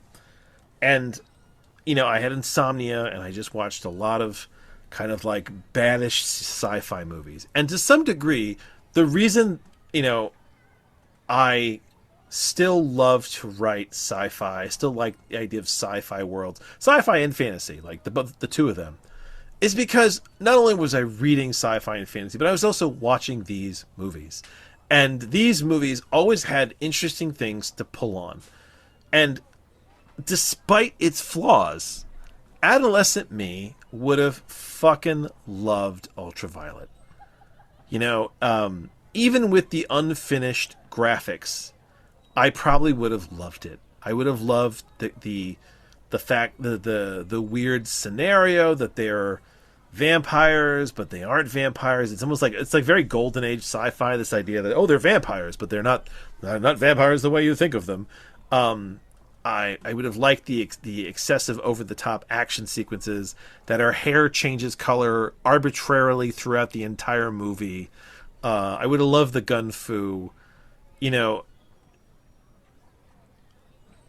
the adolescent in me adored this film. Knew that it was a bad sci-fi movie, but adored it. And the adult me looks at it and says, this is an unfinished movie, it's not great. And yet there are so many things in this movie that I think that are very, very likable. And her fight choreography is great. You know, and this isn't as bad as so one of the greatest examples of this is Sucker Punch, which is what's his name, Zack Snyder movie, where I hate that movie. I hate it. But I love the action sequences in that movie. So much so that I will watch those action sequences completely separate from that fucking movie and enjoy them and love them. But I will never watch that movie again. Right? Ultraviolet's not that bad. The action sequences are a lot of fun, and the movie is followable. And like I said, it's just this tragic sadness I get, where I'm like, God, if they just let this director finish it, this could have been a proper follow-up to Equilibrium. And instead, he was blacklisted and didn't direct again for 20 fucking years. So it's such a curious film for that respect. Thoughts? No, I agree with everything. I enjoyed this movie more than I thought I would too, and I've seen it before. And, you know, even as an unfinished movie, there is something about it that works. I think it is simultaneously a movie where you can see that it could have been much better. Well, I mean, the gravity drive as a trash wreck. Yeah, the gravity drive alone could have been a really awesome element to create stunning visuals. You know, what this movie needed was like Matrix level visuals to get it the rest of the way there. Well, like, and there's artistic decisions too that I think are very neat. Like the fact that all the armor appears to be made of some kind of glass. So when she's smacking these people with hard objects, their armor is shattering. It's shattering. That's beautiful. I can't think of another movie where I've seen that. Can't think of one where I've seen that. Stuff like that where I'm like, yeah, that's, you know, and then she's doing the inverting gravity stuff, all that. Yeah, that's all interesting. She's driving a motorcycle across the side of a building. That's awesome. Visually, that's a really cool thing. And what ruins it is that it looks as shit as it does. I mean, there are special effects they did finish. So, like, Mila is done. So, like, I was going to say, her whole hair the changing thing that's weird is there's so much unevenness where one shot will look very good. There's a shot, the first shot you see of the city looks like the PlayStation 1. It is comically unfinished. So then later, you see another shot of the city that was finished, and it looks very good. Yeah. It's also an exterior of this main tower. Yeah, and the only thing that's consistent is the tower is finished in both, but everything else in the first shot is unfinished and like blocked. I'd and love then the other to one know it's finished. What scared the studio so bad that they took the movie away. Like, what was the moment that they were like, "Oh no, we're taking this away from you." You know, and they shut out the director. They shut Mila out. I mean, they just closed all doors. If I had to guess, and this is merely a guess, they probably went to this guy. Actually, hold on. I want to look at, where's Equilibrium? Equilibrium. I want to look something up on this.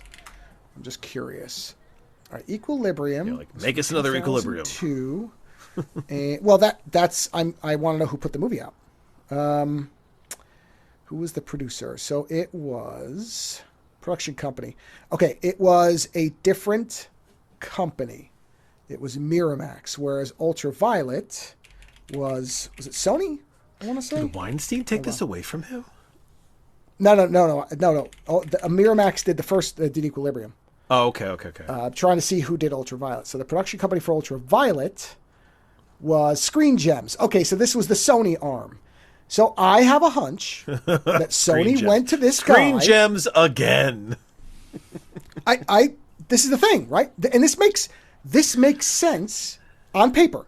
Sony calls this guy up and says, "Hey, you made this movie, and it was a surprising hit. A lot of people like it. It's very interesting.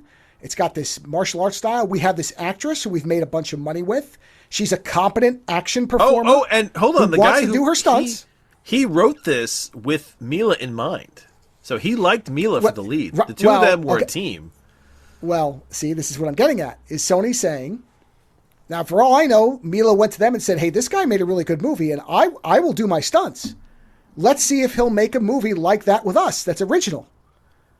And they went to him and said, "We're going to give you a bunch of money, and we want you to make our Equilibrium, but we need it to be original. We don't want it to be connected to that directly." Yeah. Spiritual successor, fine. Just you can't name it the same thing, but, you know. Even though she's clearly doing Kung Fu. Well, but that's a martial arts style. You know, Kung Fu is in a million movies, and you can't say, it's, you know, whatever. Yeah. He invented it. He can do whatever he wants. I don't think the Miramax patented gun kata, so I think he's fine. But in whatever respect, that I can easily see that happening, because this movie's 4 years after Equilibrium. Equilibrium gained a lot of steam as a successful kind of low-budget movie, relatively, that people really responded to, had this interesting martial arts style. I mean, honestly, you have a woman who's made you piles of cash and does action stunts, right? Yeah. Hey, would you be willing to write this? Oh, yeah, I like her. Sure, I'll write a movie with her as the lead. And she looks great in it. But honestly, it's the weird choices where, like, they do this, like, ultra soft focus on her face that's, like, almost Well, there blurry. Again, though, we don't know whether this is unfinished or intentional. That's the mystery. That because there's a lot of post-production that happens, right? Oh, yeah. So it's very possible that in the finished version it would not have looked like that. Maybe they were trying to give her some kind of glow or aura, and they didn't finish the effect. I enjoyed it way more than I thought I was gonna. I really thought this movie was gonna be like a trash heap, and like I enjoyed it far more than I thought, and I mean it is. Hold on, let me answer your question. You asked the question, what was the studio trying to do? And I think that was the pitch. He starts making the movie. He has this emotional component where she cares about this kid, because in the original unrated cut, they steal her child. She doesn't lose it. They take it from her. And so this kid, which is either her from the future, which does make sense because he calls her V, which is VI, which is 6, which is his name. So I don't know why the gender changed, but whatever. Or this is because she knows her child's out there somewhere and grafts the loss onto every child and wants to save them, right?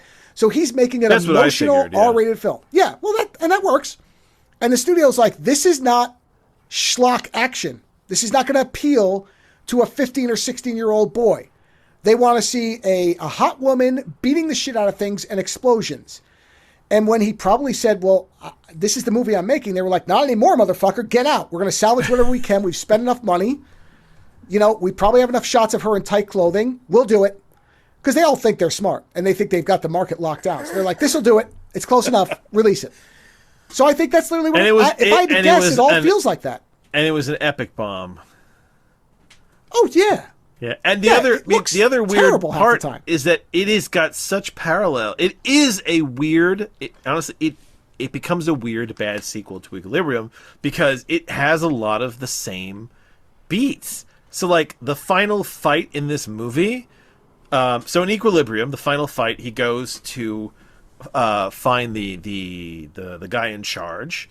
And he fights a hallway full of people, and then he gets to the main guy, and the main guy turns out to also have something that he's not supposed to have, so his emotions, right? But he's also capable of fighting, and then they have a big fight sequence in his main office, despite the fact that, you know, he does have emotions, and then they have a fight with swords, and then he kills him.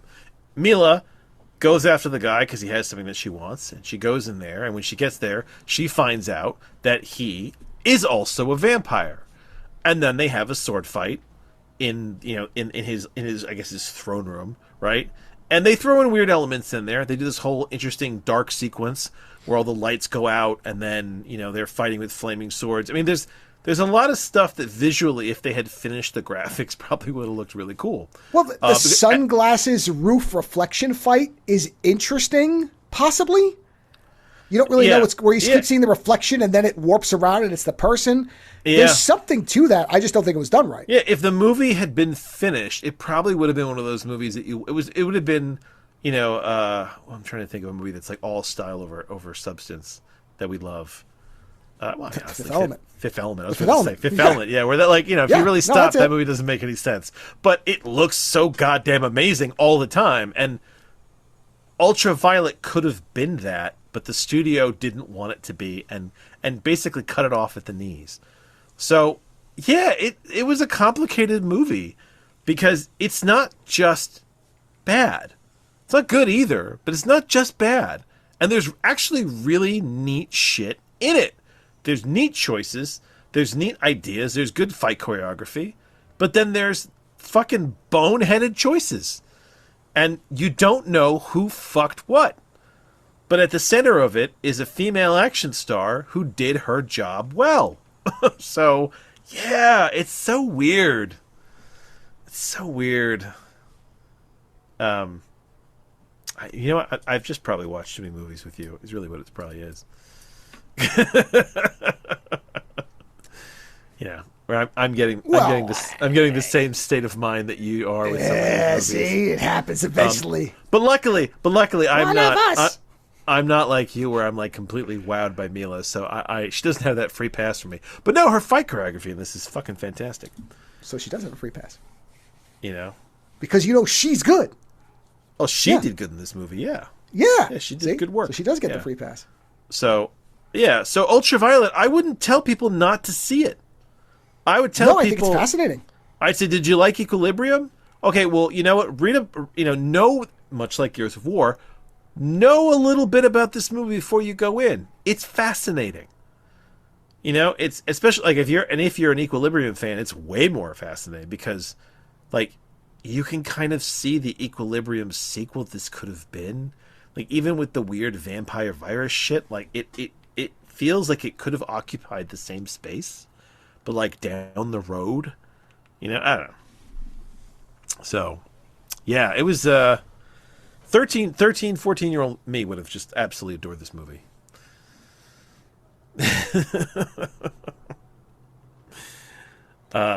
And that's what that's kind of, I agree with you that it's a movie I actually kind of recommend as long as you know what it is.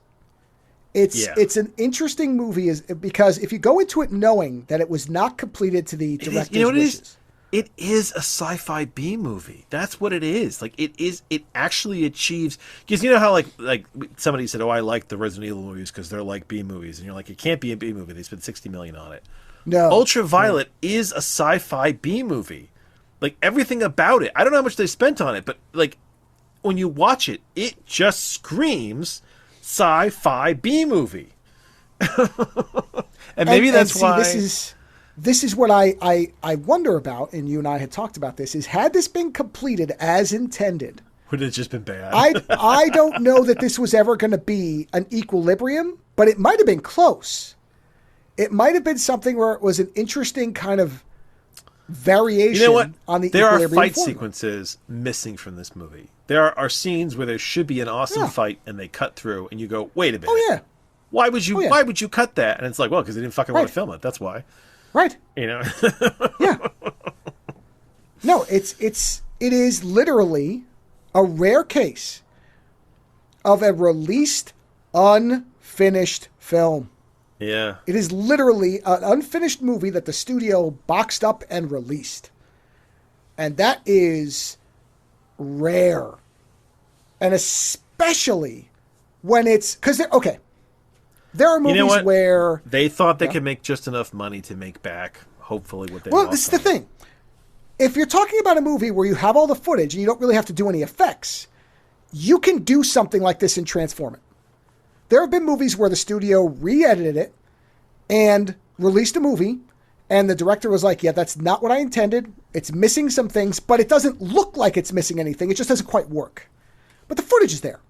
Yeah. This is missing effect shots.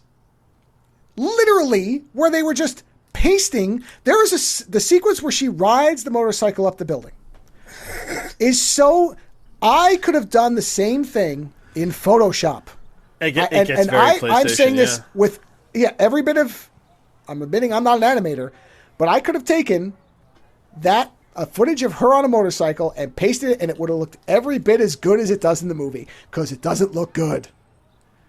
And they released it. And then bombed the guy's career for some number of years, where he didn't direct another movie for like 7 or 8 years. He didn't know. He kept writing. I mean, that's the other thing, too, is he wrote a bunch of movies that are good. Yeah. But not any more directing until he finally got... I mean, he got Children of the Corn, which honestly feels like a dead end. And the baffling part, to finish this review out, of this particular thing is, you can't... Because the movie is so literally unfinished, and they locked him out, he easily can say, I didn't do any of this. I wasn't done. They wanted me to try to take a movie that was an R-rated adult film and make it into PG-13. Yeah, and by the way, and adult they didn't film, want to pay any more. Not like it was pornography. He just means that a movie for adults. Sorry. A serious movie. A serious film. Sorry, you're right. That's a much different film. Hey, yeah. I'll watch a martial arts adult film with Mila. Sure. Yeah. I would watch that movie. But what I'm saying is, he was trying to make a serious film that would have, by its very rating, even though, let's be honest, 16-year-olds could sneak into R-rated movies just as easily as anything else. We did it all the time.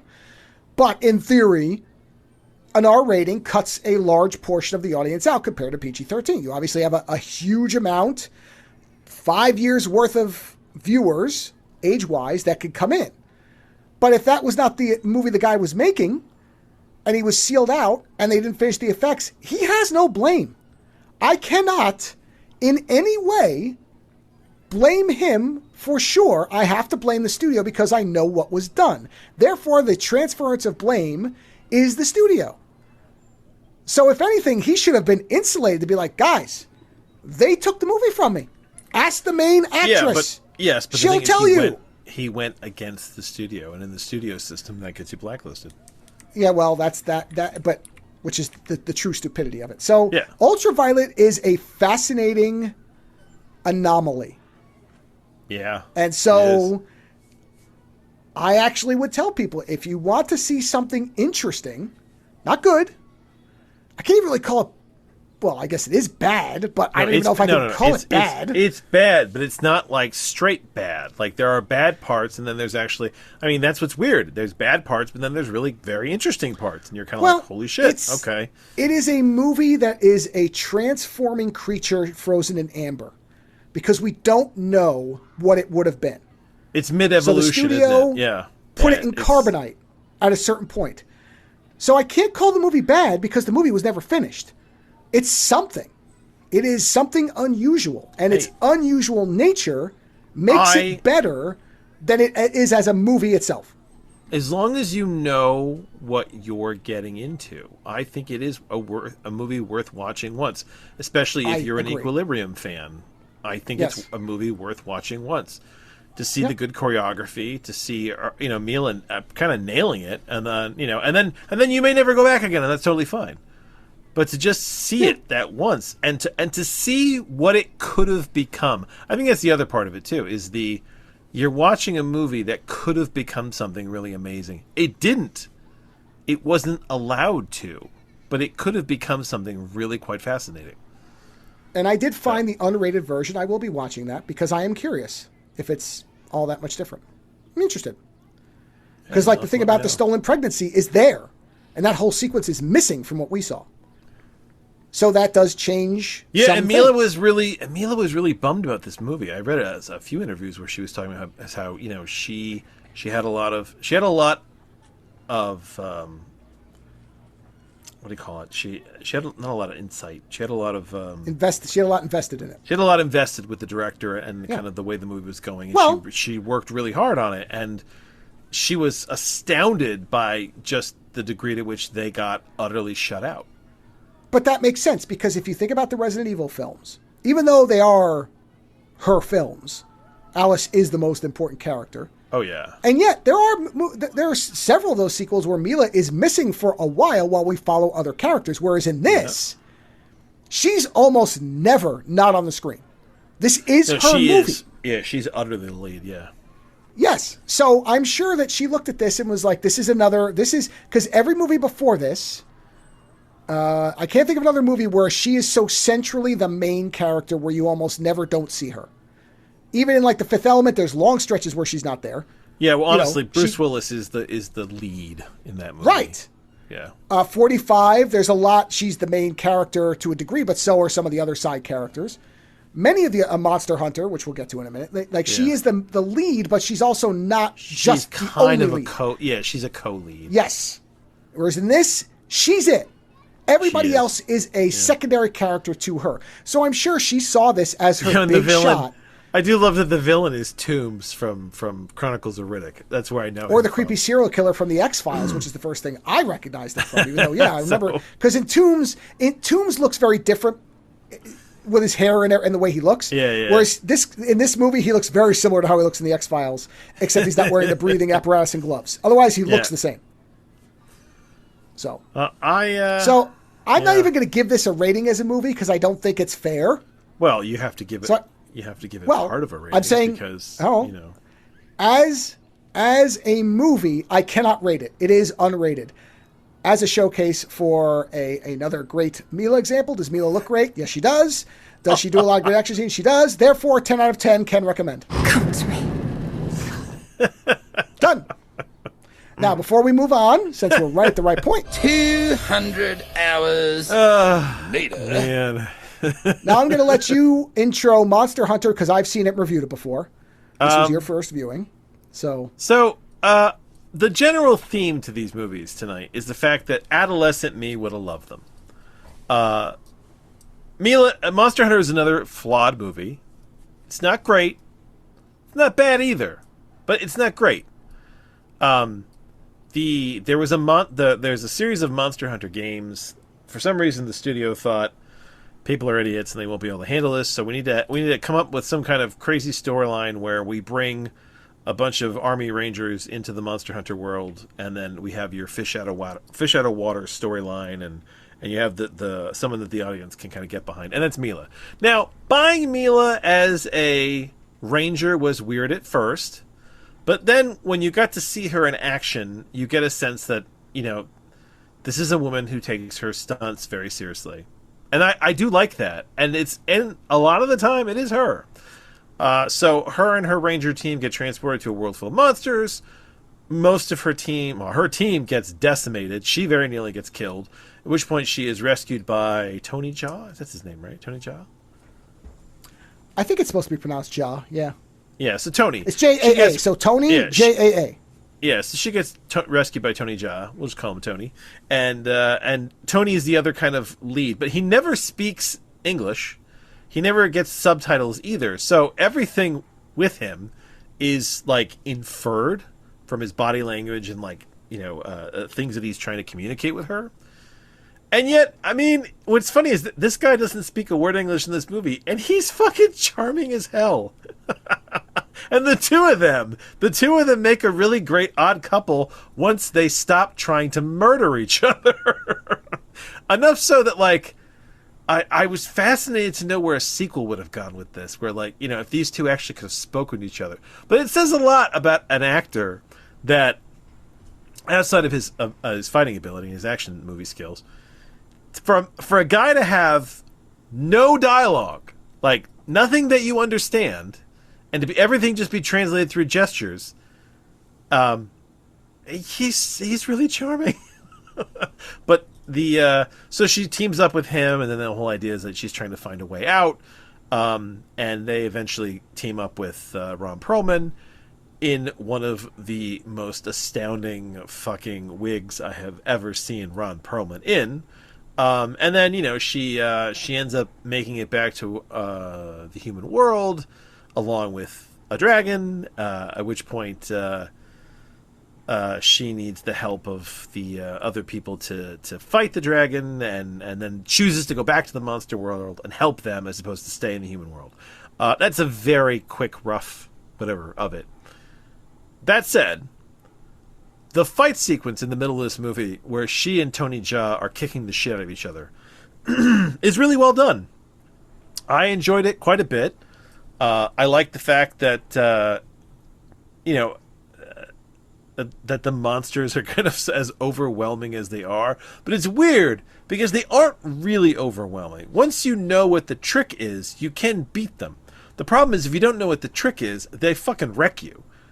Right? So, like, you know, the spider guys, like, they only come out at night, so and you can't beat them. There's so many of them. But like the other monster, it's like, you know, how did they the big horn thing that went through the ground? What did they do with that guy? They stabbed him in the head. That's they got him. In the brain. He shot him in the eye with poison. Yeah. Which slowed him down. Yeah. Yeah. And then, like, with the dragon, there was a trick in there where, I mean, this is a very classic dragon problem. When they're producing the flame, the gas that they then ignite, dragons aren't fireproof on the inside. So if you then ignite that gas before they are pushing it out, you can ignite a dragon on the inside, which is not a good feeling. Things like that. Because I did think that it was excessive, the speed to which that dragon took out like a whole fucking military force. It felt excessive. I think somebody was just having fun with the special effects. But otherwise, yeah, the fight sequence with Tony Jaa. Listen, Tony Jaa is a really great martial artist, and he could have kicked Mila's ass. They really had to step her up to make it as if she could hold her own, and I thought they did a good job of it.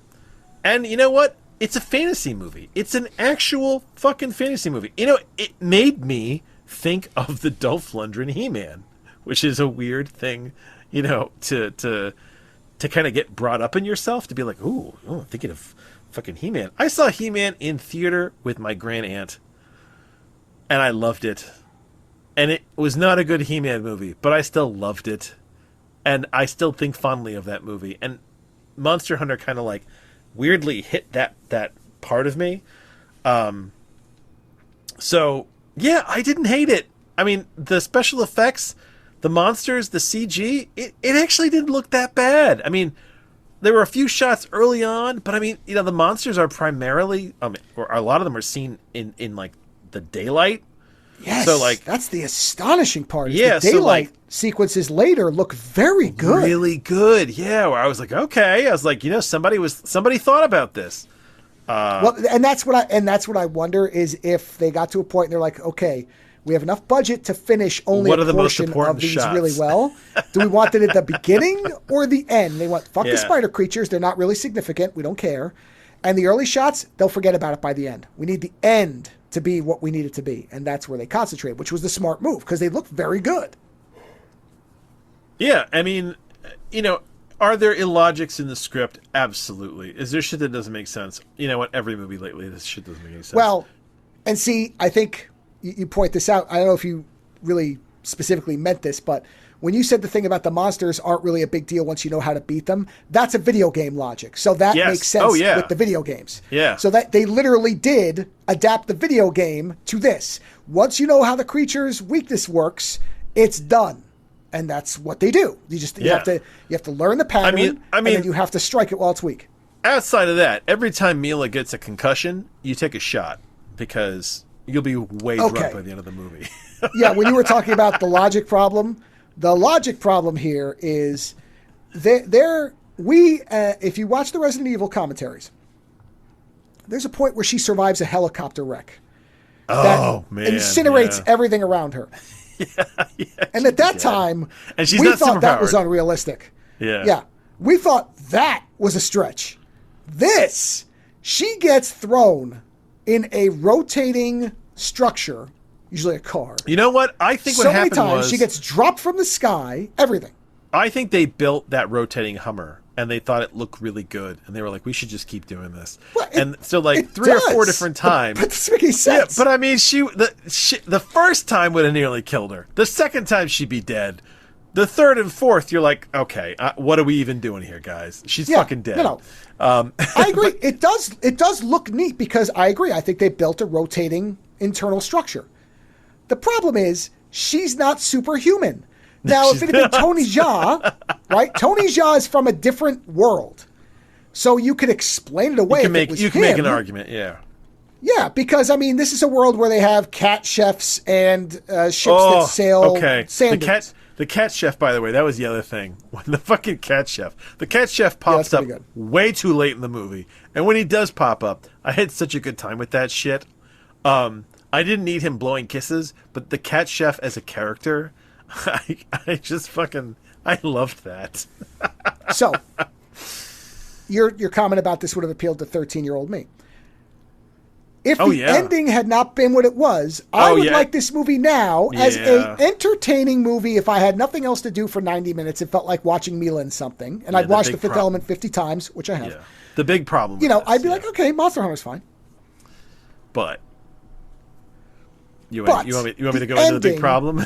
Yeah, go ahead. Go into the big problem. Okay, so the big problem with this movie is that Mila, she gets back to Earth. Right, but then the dragon comes with her. The dragon decimates the military unit. So then Tony Jaa and Ron Perlman in his terrible wig show up, and they kill the dragon.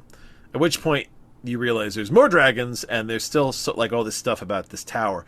And Mila has this decision of whether to go back with them and help them or stay. And she's home now. She can just fucking walk away. And the whole thing is that Mila feels like she owes these people because they saved her life and she saved their lives and she feels connected to it now. So her whole thing is that she feels like she's part of this now. So she goes with them. Now, the movie should have ended is they should have gone through the gate and the movie should have ended on that. Like, okay, she's made the choice. Instead, what the movie does is it lets them get into the beginning of the fight with the next dragon and then ends the movie. And it's such an unfinished sex act of an ending. You know, like you're like, oh, we're gonna do this again. Oh, no, it's over. Fuck you. And you're like, it gives you, it's so unsatisfying. And it literally is just, if you'd given me a few minutes less footage, it would have been such a solid ending. It would be such a classic fantasy movie ending. Oh no, we're going back through the gate. What adventures could there be? But instead, you start to show us a little bit of it, and then you fuck off. And now I'm just insulted and irritated. Yeah, that's the problem. It's not an ending. It's the beginning of another movie. It's the beginning of before which is what they were hoping. Make another one. They were really hoping, yeah. But if you don't film them back to back, don't do that. 14-year-old me would have fucking loved this movie. It would have watched this and been like, I love a good fantasy movie. You know, I love the fact that Tony Jaa and Mila never get it on. Not because I don't think they can get it on. Which is, that's the Replacement Killers problem, where they're like, oh, an Asian man and a white woman, that can't happen. No, it's not that at all. It's that they have this warrior camaraderie about the two of them that is so enjoyable to watch. Could it have become a love interest down the way? Yeah, if they'd made another fucking movie, right? Sure. But in this movie, I like I like how well they sync up as soldiers. So yeah, as a fantasy movie, which we don't get enough of, it was fun. They did a lot of weird shit. I mean, there was a fucking ship flying across the sand. I fucking love that. I love that weird shit. But you know, it's not a perfect movie. It has an imperfect ending. And I mean, you know, Mila would have been dead about halfway through this movie. Her plot armor in this movie is so thick. It's so amazing. Thick. Yeah, it's amazing. And yet, without a doubt, it's her most amazing thing in the movie is how she can survive. Oh yeah, all yeah. of this. I didn't hate it. I enjoyed it. I thought it was fun. I laughed. I mean, and maybe I'm not supposed to laugh, but like Ron Perlman is like, he is a sight to behold in this movie. Like, even if you don't go to see this movie, look up Ron Perlman in Monster Hunter, because it is a look. They tried to turn him into like a Final Fantasy character, and it did not work. And yet endearing. You know, and there's plenty of fodder. Like, you know who your leads are, and you know everyone else is going to get wiped. The monsters don't look bad. You know, but you mean, listen, you have your logic problems. A dragon fighting people would be a very short fight if they actually logically thought about what the dragon was going to do. You know, honestly, right. I hate to give this to The Hobbit movie. We'll give it to The Hobbit book. The Hobbit book understood that a dragon is a force of nature, right? And that you're not going to sword fight a fucking dragon. In the end, they harpoon the goddamn thing with a special arrow that would pierce the hide. Well, and you're not going to sword fight it for long. Yeah, exactly, right? I mean, Dragonlance, which is what I grew up on, was like that as well. You couldn't fight dragons. You could fight worms because they were basically like, you know the difference between a worm and a dragon, right? I do, thanks to Dragon Slayer, which I believe gets into that. Yeah, so the worm is a beast. The dragon you can talk to. A dragon is a person. It can reason, right? Whereas a worm is just a beast. Isn't there also something else where it depends how many arms it has, whether it's a dragon or something else? Oh yeah, is there something that has to do with the amount of limbs? Now we're getting into something else. No, it's just I forgot all about that, and then I was watching somebody talking about Dragon Slayer, and they were mentioning that apparently some people get up in arms about the technicality of calling it a dragon. Because it doesn't have it doesn't have four arms. It doesn't have four walking arms. It has two walking legs. Wing and arms. It's wing arms. Yeah. Yes, that's the whole apparently thing. There's a distinction that people really got pissed about. Yeah, well, you know, it's in fucking made up zoology. I gotta find a what do you call it? I gotta find a sound effect that's fantasy nerds and like a I will not point fingers because I am coming to realize the extensive level of nerd that I am. You and I. Okay, wait. There's a line. No, there's a line. No, we are. Epic I'm the nerds. same way. I'm the same way, but I don't care. I will say, technically it doesn't have forearms, but I don't care. But I'm fascinated to find out. I find it interesting, but I'm not going to say, well, this is like, I remember when my wife and I watched First Class, the X-Men film, and there was a guy, and I know it was a guy, on the internet who wrote a multi-paragraph takedown of the film because the headphones that Quicksilver is wearing are anachronistic.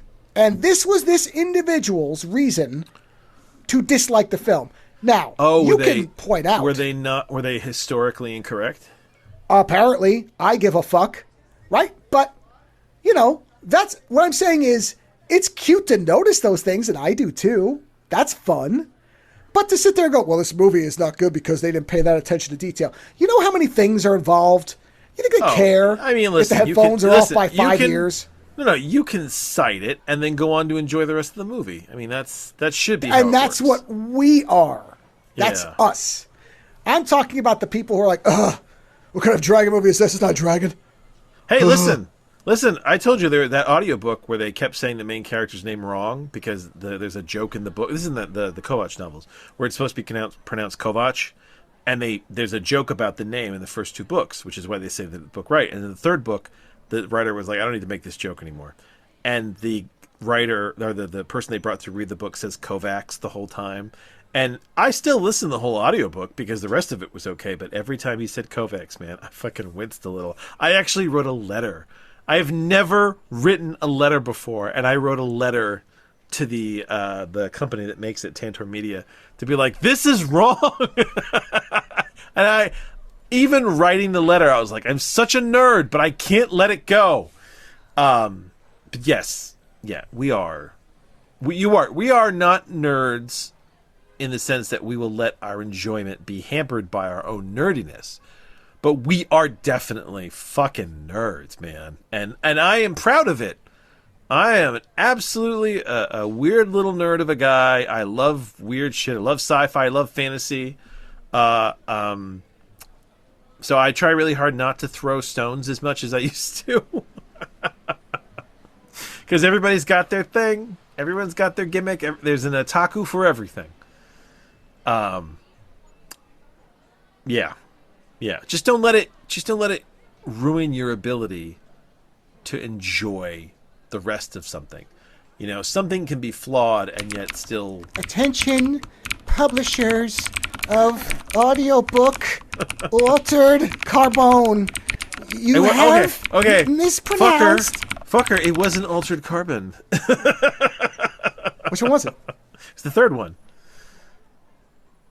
No, but it's the Altered Carbon series. Oh, it's the Altered Carbon series, yeah. I was just, you know, yeah, I know. You're supposed to call it the Kovacs trilogy. I call it the Altered Carbon books. No, Altered Carbon's fine.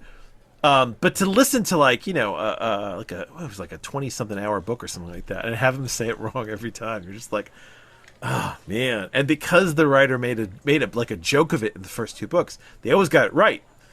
It's just so amusing that he was finally like, I don't need this joke. Because, you know, when a writer writes a series, and there's always that intro chapter where he's got to get everybody who hasn't read the previous two books kind of up to speed on what the fuck's going on. You know, and it's almost like when you play a game again and you still have to play the intro level where they show you how to do it. Mm-hmm. And you're like, fucker, I know how to do this. But in this case, he didn't put that joke in, and they got it wrong. So, yes, it's the only time. You're not going to tell me that you haven't written many letters down through the years over shit that you've been like, this is fucking wrong. You know what? I've never written a single one. Really? I haven't. Oh, I don't think so. You write reviews, though, okay. Right? The only times I ever really wrote reviews, I wrote reviews of products, but as far as you know what? Fiction, and to be clear, I can't be shamed in this. I stand by that letter. I would write it tomorrow again. No. Be very clear. I'm. What I'm saying is, as far as you said, you still listen to the books. Oh, I listened to the whole thing. Yeah, So I've listened to it multiple times.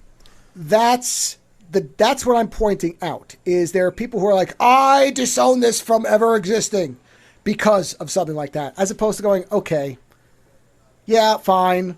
So the person mispronounced it, but it's still a good book. I'm still going to listen to it. I still won't watch the Altered Carbon series, although I'm getting there little by little.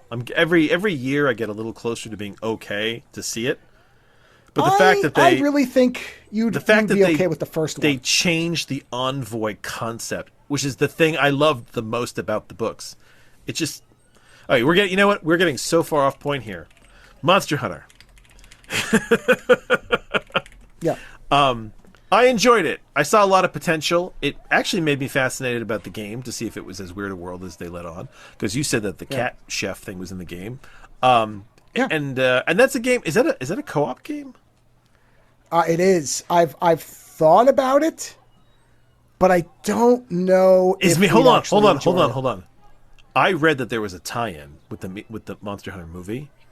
Is Mila in the game? Because I mean, if she's in the game, you gotta go find her. Well, hold on. Let's see. I mean, that feels like. I don't see it. That it is. Oh. Unless you're finding it. You can play as Mila in the new Monster Hunter World Iceborne. Yeah. Yeah, there she is.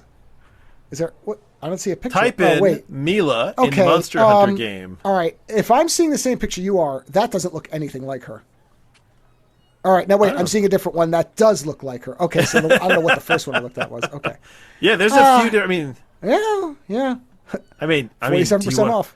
Do you want to be Mila? Do you want to get in her skin and walk around as her? Well, you'd have to play at her, but that would create a very weird scenario. Oh my God! This. What are we doing to our relationship here? Hold on, man. Yeah, because I don't want to be her. I want to look at her. Yeah, I know, but then I have to be her. I have to become the object of your desire. You are now the object of the male gaze in a video game. Oh my God! What a weird situation to find yourself in. It's almost worth doing it just for the story. Just for the confusion? Just to record that of me going, yeah, walk in front of me. No, go ahead. Go in front of me. No, walk in front of me. There's something on the ground in front of me. Can you get it? Can you grab that? Well, yes. You should think about that. You should find out if it's how co-op it is and whether. It's very co-op. I know that. I'll have to look at that one and see how much it is because I'm not going to pay much for a game that I don't have much interest in beyond that. No, that is funny. Adult me realizes this is a flawed movie with a flawed ending. I didn't hate it. It was weird and fun. 14-year-old me would have fucking loved this movie. And I don't feel like we get enough weird fantasy movies like this anymore because, they get nervous about these flicks. I agree. Listen. I thought that if this is a movie like Lord of Illusions, where we don't get a lot of movies that are noir magic the way that movie is. Yeah. Well, the Dungeons this is that. The Dungeons and Dragons movie with Chris Pine. Yeah, I haven't seen that one. Yeah. Oh, it's a lot of fun.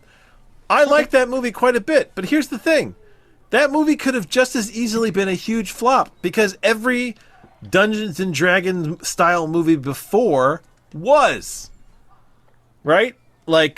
That's the thing. That movie was written really well. It had a whole heist thing in there. They had a lot of really good characters. But that movie could just as easily have been a huge flop. It just happened to be good. And I love a fucking fantasy movie. I grew up on fantasy. I love it. So I really appreciate this Monster Hunter movie. I think the monsters look good. They look good enough. It is a brutal movie. The action sequences between Tony Jaa and Mila were very well done, very well choreographed. Unfortunately, it's the only really good martial arts element to this movie, because beyond that, it all becomes, bone swords and slingshots and shit like that, which is fine. And like I said, if you watch it with friends, play the Mila concussion game, and you'll all be wasted as hell by the end. And so I wouldn't. I think if you like fantasy movies, I think this is a solid watch. I agree. I would say outside of the ending, which I think is a horrific misfire, and I would assume that there was probably a fan edit that literally just chops it off, and then after Tony Jaa comes through, it just goes to credits, which would be awesome. Like him smiling, bang, straight to credits and music, and I would like it. So regardless, you just put the ending aside. I think it works very well as an action film. I think their chemistry is very good. I think that the CG is shockingly good for the most part. And I've never played any of these games, and it doesn't matter. It really doesn't. It made no difference to me whether I knew what the characters' names were or not, whether I understood, but it felt like a video game because, like you said, you identify the pattern, creature goes down, done. So in some ways, it's another shockingly good Paul W.S. Anderson adaptation of a video game. Oh, yeah. I totally forgot that he wrote and he directed it, and it's another one of those... Yes. Yeah, so well, you it's can like tell when Resident he does Evil. his editing because he does the editing shit. Not as bad, but he does it. No, it's not as bad. But like Resident Evil, Mortal Kombat, and Monster Hunter. Monster Hunter. And he manages to make them decent movies. Yeah. Yeah. That's the first ones. Now, if he had gone on to do another 7 of them with her, who knows? Who knows? But for this particular film, I would rate it as a movie.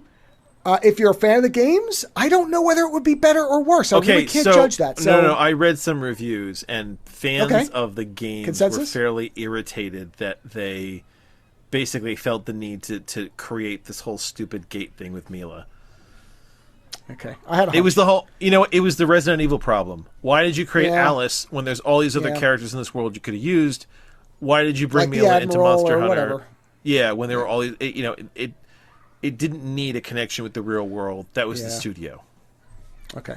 Well, then, for me and you, as people who've never played this game and don't care about it, That's it works fine. perfectly well as a fun popcorn action film.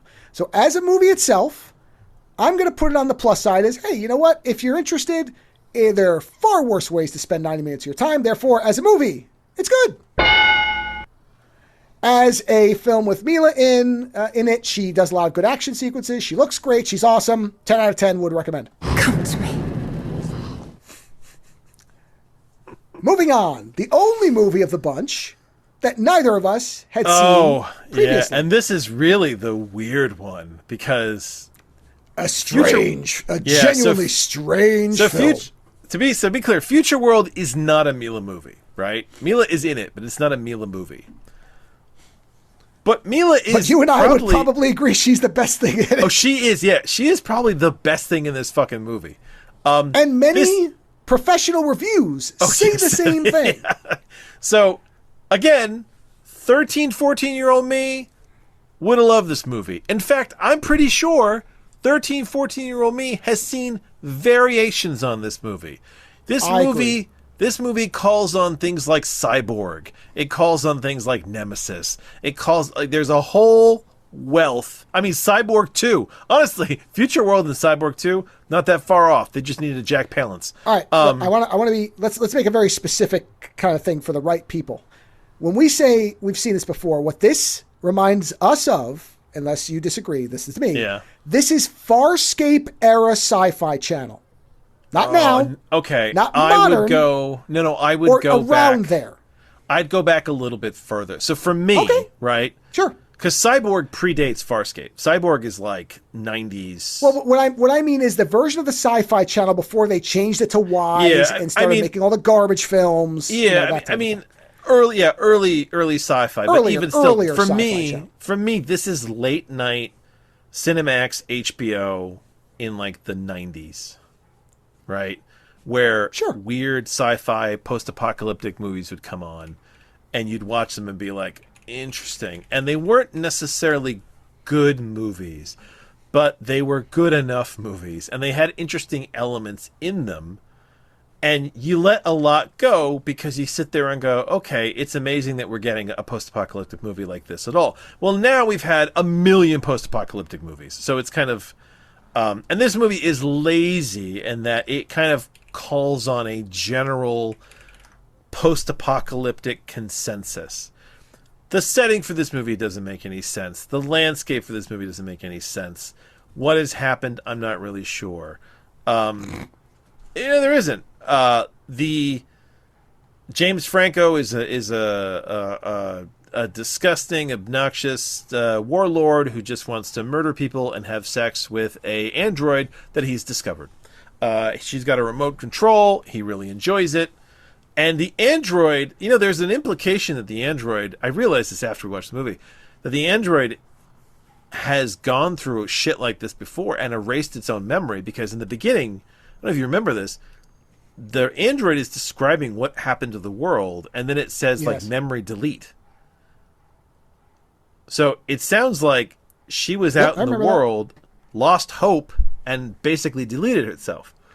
So, now, flawed film. Absolutely. Because the android, who should be the most interesting part of the movie, is the most bland. So, you're not really sure if that's who you're supposed to be behind. Otherwise, this movie's about a prince, who we discover is some kind of prince, who lives in an oasis of life. And his mother, Lucy Liu, who looks way too young to be his mom, but, Lucy looks great. I think she looks great. She is sick and dying, and he needs to find medicine. This is all very vague. This is all done in kind of, general archetypes, right? And you could get caught up and be like, this is so bad. This movie got a 3.8, so I really was expecting badness.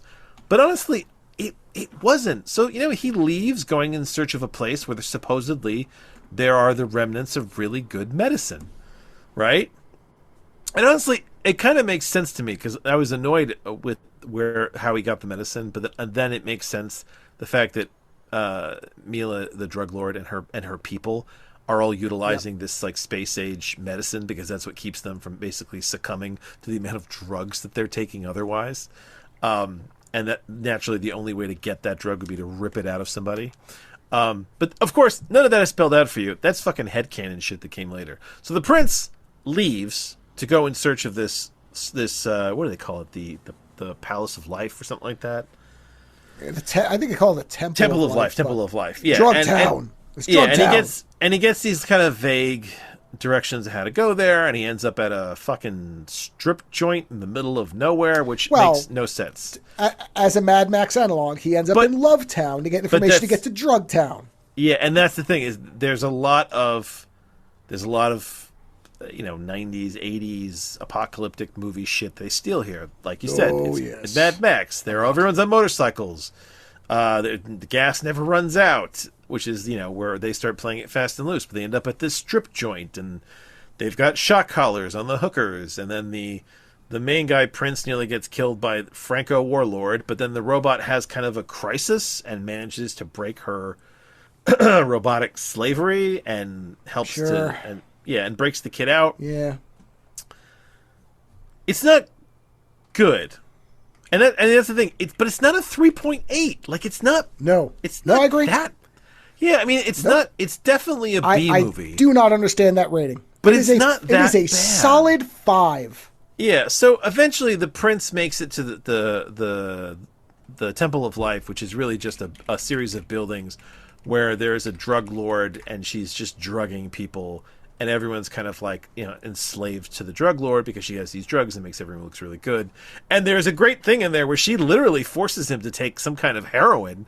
And the main character, the prince, spends like a good deal of the movie like in a drug haze. Now, this is where we have to get into Mila's presence in the movie. So now, hold on. By the way, just to underscore the point we're making about the 3.8, okay? Yeah. Resident Evil Retribution, the 5th one, the second to last one, has a 5.3. I'd watch this movie before I'd watch that again. Without even thinking about it. I'd rather watch this. Mila is better in this. She does more in this. And we'll get She's back. cooler in this. We'll get back to the rating thing in a second, because overall. Yeah. So when Mila finally shows up in this movie, I read this thing that apparently I was wondering why Mila did this movie. And Mila did this movie because she had finished doing the Resident Evil movies. She wanted to do something different. She didn't want to get typecast. And she was curious about playing a bad guy. And James Franco had this script because he wrote it and he's also the co-director. And so he said, yeah, go for it. And I do wonder if Mila would have had a hard time finding good villain roles, right? Because, she does people get typecast all the time. And so she has the role as this drug lord. And honestly, from the moment she shows up in this movie, she is fucking excellent. She is some kind of like manic. You know what? She's almost taken like the manic pixie girl archetype and turned it on its fucking head, where it's like the bad version of that, where she's like giving the main character drugs and kind of like sort of like seducing him along, but it's not like she's transformed it into this kind of like weird mother superior seduction where it's not like it's sexual, but it's like it's just she wants another convert to the drug world. That's That's and even when she does like she's her facial expressions, like there's a thing in there where she sets up this fight where the lead has to fight somebody in a very sort of road warrior way, and if you look at her in the background and the faces that she's making, like just in the background, like hysterical. She's nuts. And so eventually, we'll get into the whole mechanic shit later. I'll let you get into the mechanic shit. Yep. James Franco shows up to get his fucking sex bot back, right? Because Mila has laid claim to it. And I wanted Mila to fucking kill James Franco so badly. I wanted them to kill each other. But honestly, it becomes... Which we knew wasn't going to happen. We knew I know, but it becomes the best part of the movie. Because when Mila realizes that Franco's warlords are his people are killing her people, she double injects what we referred to as, what was it? Venom. It's venom. She injects double venom into her neck and proceeds to kill her way across a room, which by the time she gets to Franco, she starts to kick the shit out of him. And then he shoots her in the chest, to which she has one of the best movie reactions I have ever seen, where she gets shot and she's so roided out that she looks down and she just laughs at him and goes right back to kicking his ass. It's great. It's great. At which point he does finally shoot her in the head and she does die, which honestly I was sad about because she was the best part of the movie. Like, she was just so... Her character was just so... if they killed each other, it would have been a lot better. Yeah, I wanted her to slowly strangle him to death as she bled out. Yep, that would have been I thought great. That would have been apropos, but or if she'd, on her way down, grabbed his penis and ripped it off.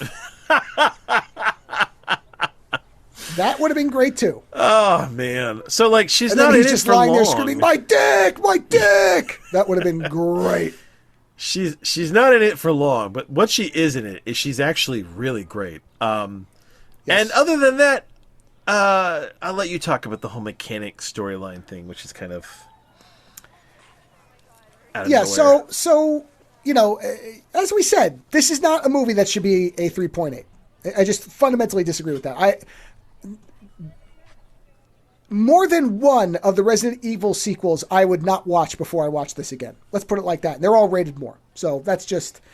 This movie is perfectly serviceable as a throwback sci-fi Cinemax type of movie. It's filmed fairly well. The biggest problem I had with it... The music was good, too.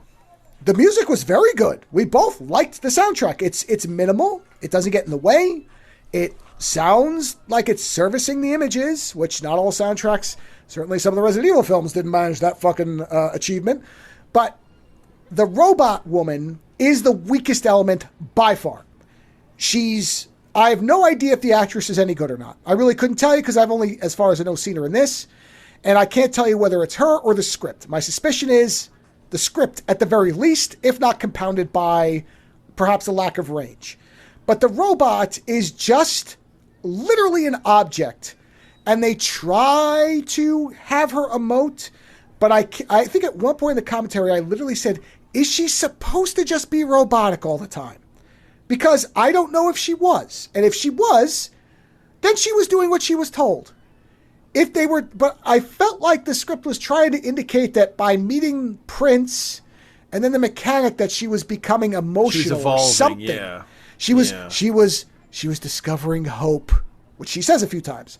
Yeah. And so you would expect then that perhaps her emotions might start to show through, that her demeanor might change. But it never does. And on top of that, and this is just me, and perhaps I'm a simpleton, it's very possible, she has bright blue and bright blue contact lenses in. That just and looks they're strange. very fake, and they're very fake looking, which I wonder if that was the point. Well, perhaps, just a tip, if anybody wants to attempt something similar. If it's me, and this is the arc that this robot is on, besides the fact that I would have her act a little bit more like a human being, I might have started with blank white contacts, and as she encounters people, they start to slowly gain color until she realizes hope and love, and then they become fully colored. I don't think they which had the indicates budget for that her... Okay, come on, man. Those color contacts are like $20 on Amazon for a pack of 20. I've seen them. I'm pretty sure they could have afforded it. I don't think they were thinking about it. But this is the biggest problem. So there's a point where she runs into Rumor Willis, who's this mechanic in Drugtown. When she first runs into her, I don't really get because the mechanic says, because the robot says, "Are you a prisoner here?" And the mechanic says, "I could leave, but I wouldn't want to," or something like that. Even if I could leave, I wouldn't want to.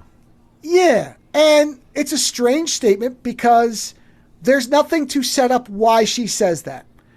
And what I said was, okay, if this movie had been done properly in terms of character development, because Prince is fine. Prince never has a relationship with the robot. There's never an emotional thing, a romantic thing, which is great. Things I pointed out to you that if I had been a kid watching this, the thing that I always would remember to this movie was that Prince and the robot never have a romantic thing. They almost feel like siblings. And right, because she goes to have sex with him, and he's just kind of laying there because that's being forced on him, really. Yeah, he's unsure, and that's how they set it up. That she gets she gets his gun. But later on, which feels like a pure of heart thing. Like, no, all that matters is I have to get the cure for my mother. I don't have time for this shit. I got to get this cure. Yeah, whatever. But later on, she genuinely seems to have a fondness for the mechanic girl, and so at the end of the movie, when they all escape, Prince goes back to his world. And the mechanic and the robot kind of take off together. And it's an interesting difference in what classically would happen in a lot of these movies. Where she would end up with the lead guy, and then he would show her how to be a woman. And instead it was like, no. Here's how I think you do that properly. When Prince and the robot escape from Lovetown, she is damaged in the fight. Because she gets damaged later on, the mechanic fixes her. Yeah. So they do this, but they do it improperly. She gets damaged right away, and they find the mechanic who's out scrounging for parts to bring back to Drugtown because, I don't know, their water purifier broke. Let's pull the Fallout thing. Our water chip broke. They sent me out to get it, and they know that I'm addicted, so I have to come back for drugs, so they know I'll come back. But I've got to find a water chip first. And they run into her at some place where she's scrounging stuff and sleeping, and they take shelter, and they start to talk to her, and they ask her why she doesn't leave Drugtown, and she says, because there's no point, because in this world the only thing that I find any comfort in is fixing broken mechanical things, and the robot is a broken mechanical thing, and in the process of fixing her, she says, you're something special, you're both a mechanical thing, but you want to be a person, the data thing. And it's like she sees potential in a machine that she can care for. And then she says, well, I have to go back because I'm addicted and they have the cure. So I'll bring you back. I will get you in. They travel back. And then the rest of it happens. But now the stuff makes sense because they've established a connection where, she might look at Prince and the robot, and Prince makes it very clear he has no romantic interest. So the mechanic sees that her path is clear. And so, they have like little kind of looking into each other's eyes, like 5-10 minutes of character development.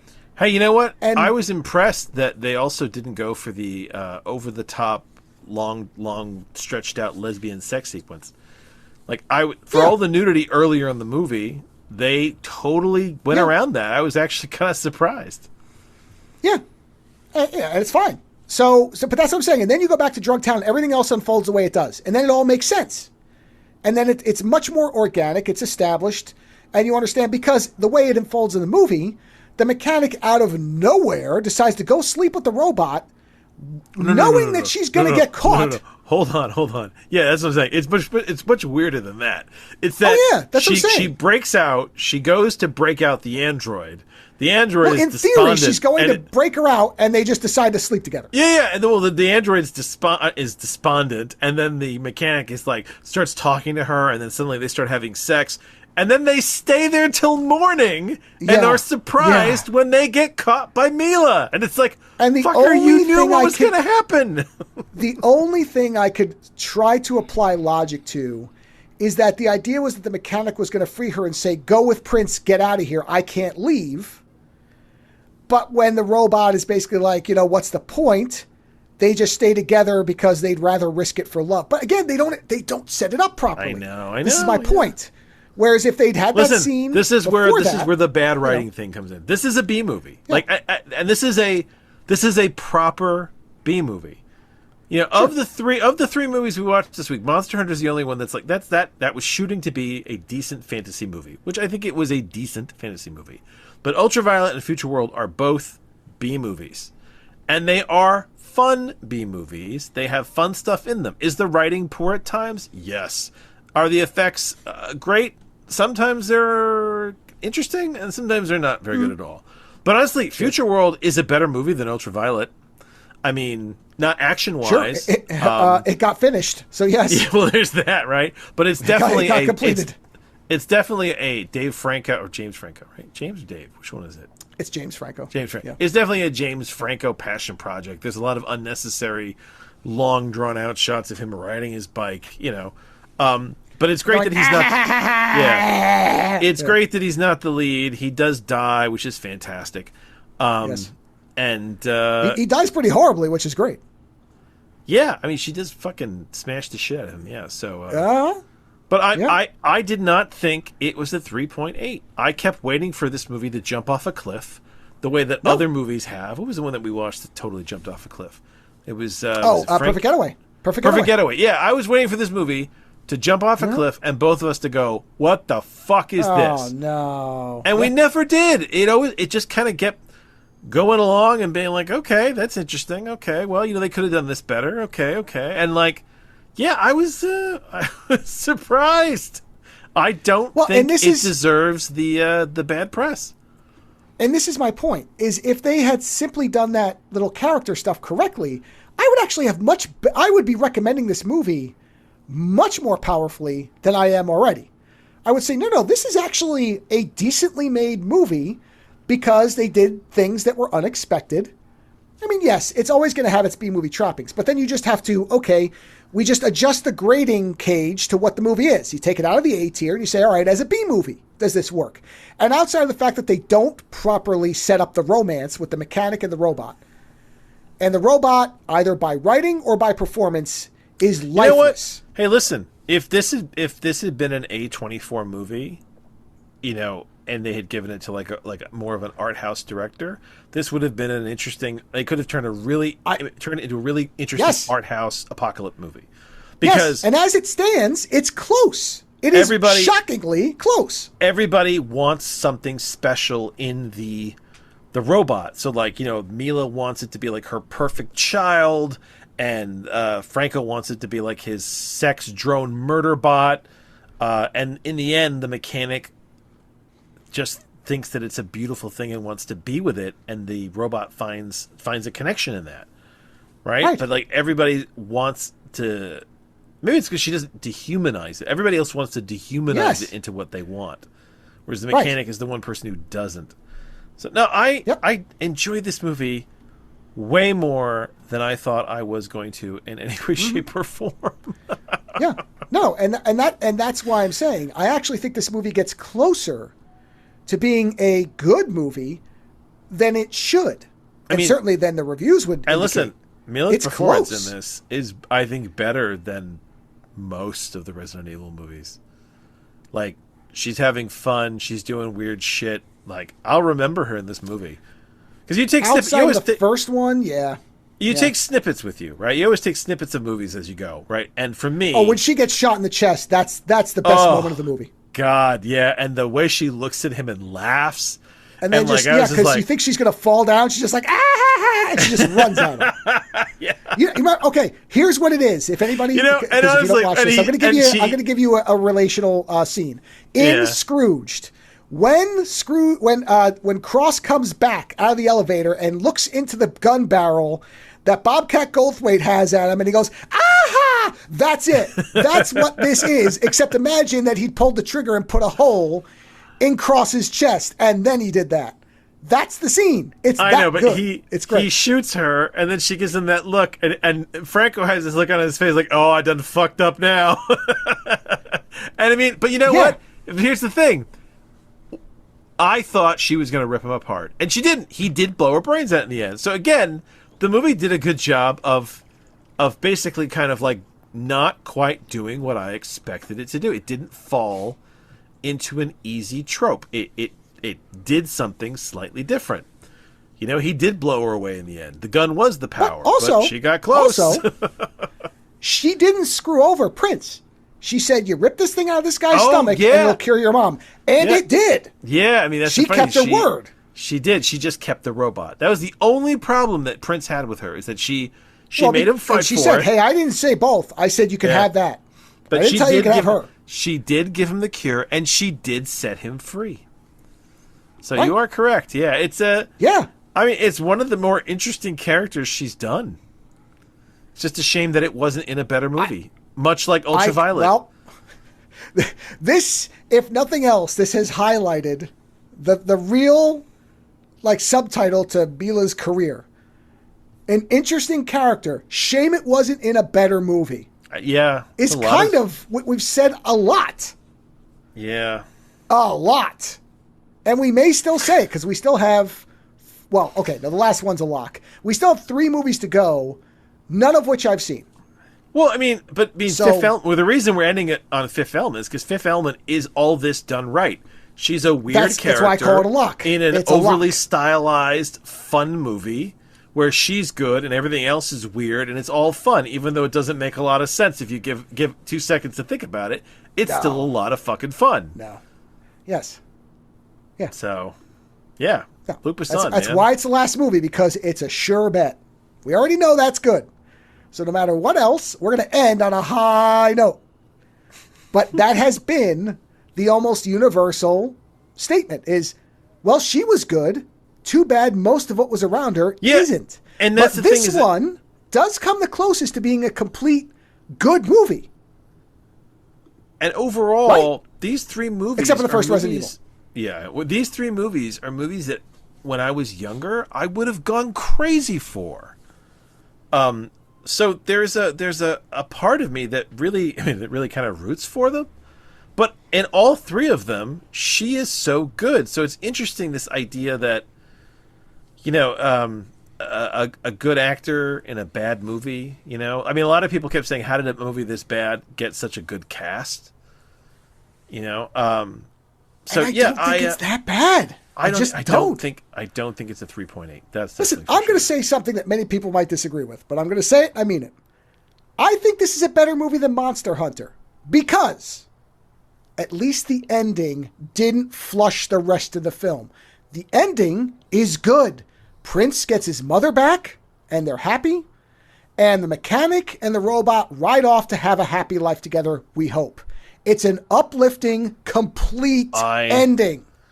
I will disagree with you because I think that Monster Hunter overall is a good movie, and I can just shut the movie off early. Whereas shutting this movie off early, it's still not a great movie. So I'll disagree with you, and we can agree to disagree. Well, I will say, if you're going to terminate a movie at whatever point you want, well, then lots of movies become much better. Oh, yeah. And I'm not arguing against that. Yeah. But as the movie is playing, beginning to end... You know what? What was it? It was the last Resident Evil, right? If you shut that movie off right after Mila's eyes close... Yeah. It's a better movie. Yeah, it's fine. Yeah. I agree. But what I'm saying is, if you are actually playing the movie as it was released and, technically completed... Yeah.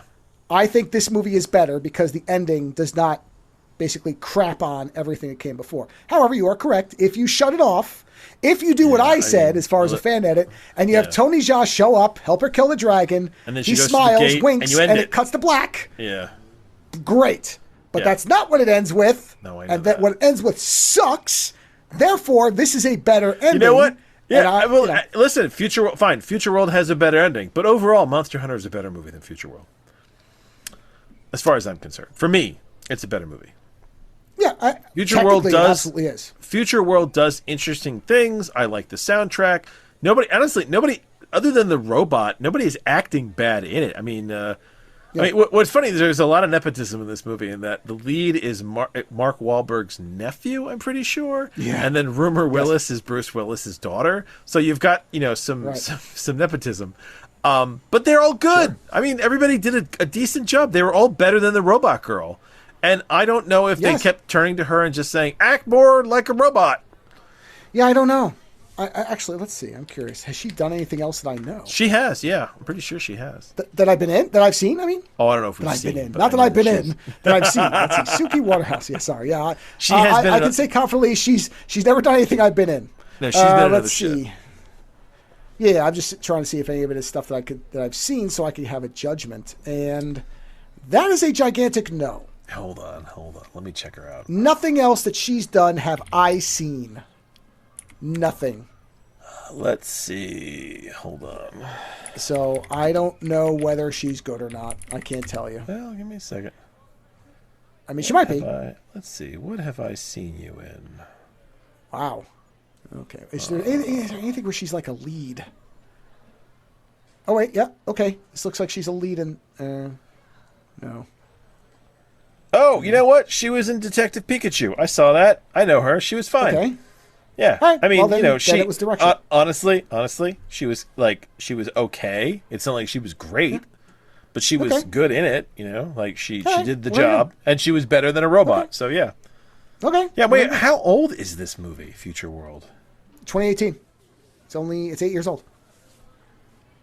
17 or 18. One or the other. I think it's 2018. Wow, you know what? What's funny is that she'd actually done a bit of acting before this. I mean, holy fuck, she was in Pusher. That's a fucked up movie. She was in Pusher.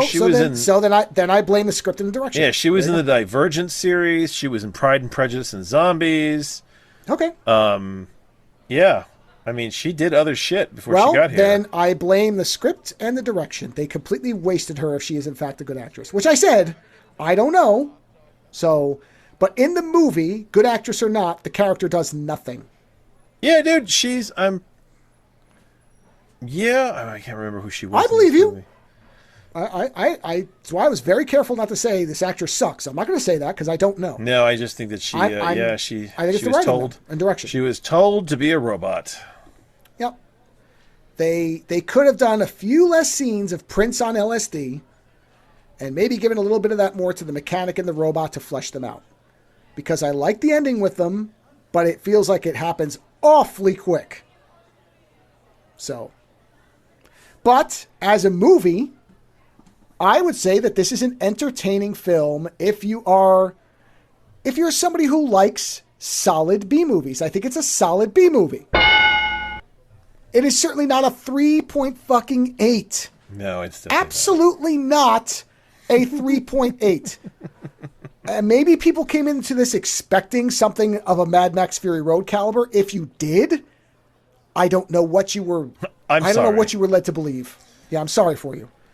And as a Mila film, while she is certainly not one of the main stars of it, she is easily the best thing in it. She is the best part of it. And she looks incredible.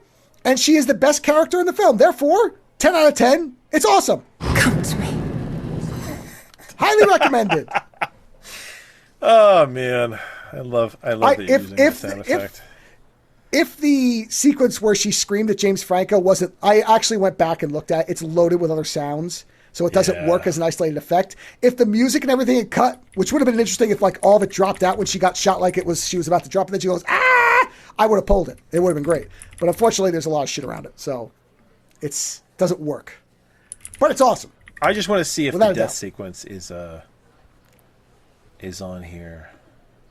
Is on where? Where she dies. No, I can't find it. YouTube, you mean? Yeah, it's just so you could. This movie's nowhere. Could just see that sequence. I had to download it off of Daily Motion, and it took like 5 attempts. Because it's Nowheresville, this thing. You know what? Hold on. Yeah? Did you find it on YouTube? I did. I think so. Oh, good. Yes! Right. The whole thing is on Is it on in YouTube. English? Give me a second. Because I found a couple of her movies that are in very, very different languages. You know, hold on. I'm going to give you the... yeah. I'm going to give you the link, and you can just check it for me. I have it. There you go. Let's see. That's, in English on YouTube, so... I just want to see the sequence where she gets... there you go. She just took her drugs, and she's kicking the shit out of Franco. Oh, yeah. I mean, honestly, she should have kicked the crap out of him. Oh, you know what? We should mention the use of long shots in this movie is kind of astounding. Yeah. Yeah, it is. There's a lot of long, well-done shots where they don't cut. And I was noting it right away. Unfortunately, there's a lot of stupid zooming. Yeah. Yeah, see, there's good lines with her, but there's a lot of crap around them, which is a shame. Because, like, where you're going to pay, motherfucker, I'd almost have clipped that. Just to use for my own, like, sound effects. Listen, it's at 128. So if you find the movie, you just want to watch. I'm there. Yeah, at 128 is when Mila gets shot in the chest. It's fucking crazy. Too bad. Yeah. It is awesome. It is. Oh, yeah. Like, so, well, I guess that brings us to the end. Yeah. Just shot, honestly. Punching. God, maybe I can actually Maybe I can machine generate out the punching sound so I can have her going, ha, ha, ha, because it is great. It would make a good sound effect for the next run. So perhaps I shall look into this and see. But there you go. But yeah, as far as this week's movies, I'll let you. I didn't think no. I didn't. I would actually recommend them all for different reasons. I was surprised by all of them. This was the most fascinating week for me. I think they're all worth seeing for very different reasons. I wouldn't say that any of them is a must-watch. Wouldn't go that far.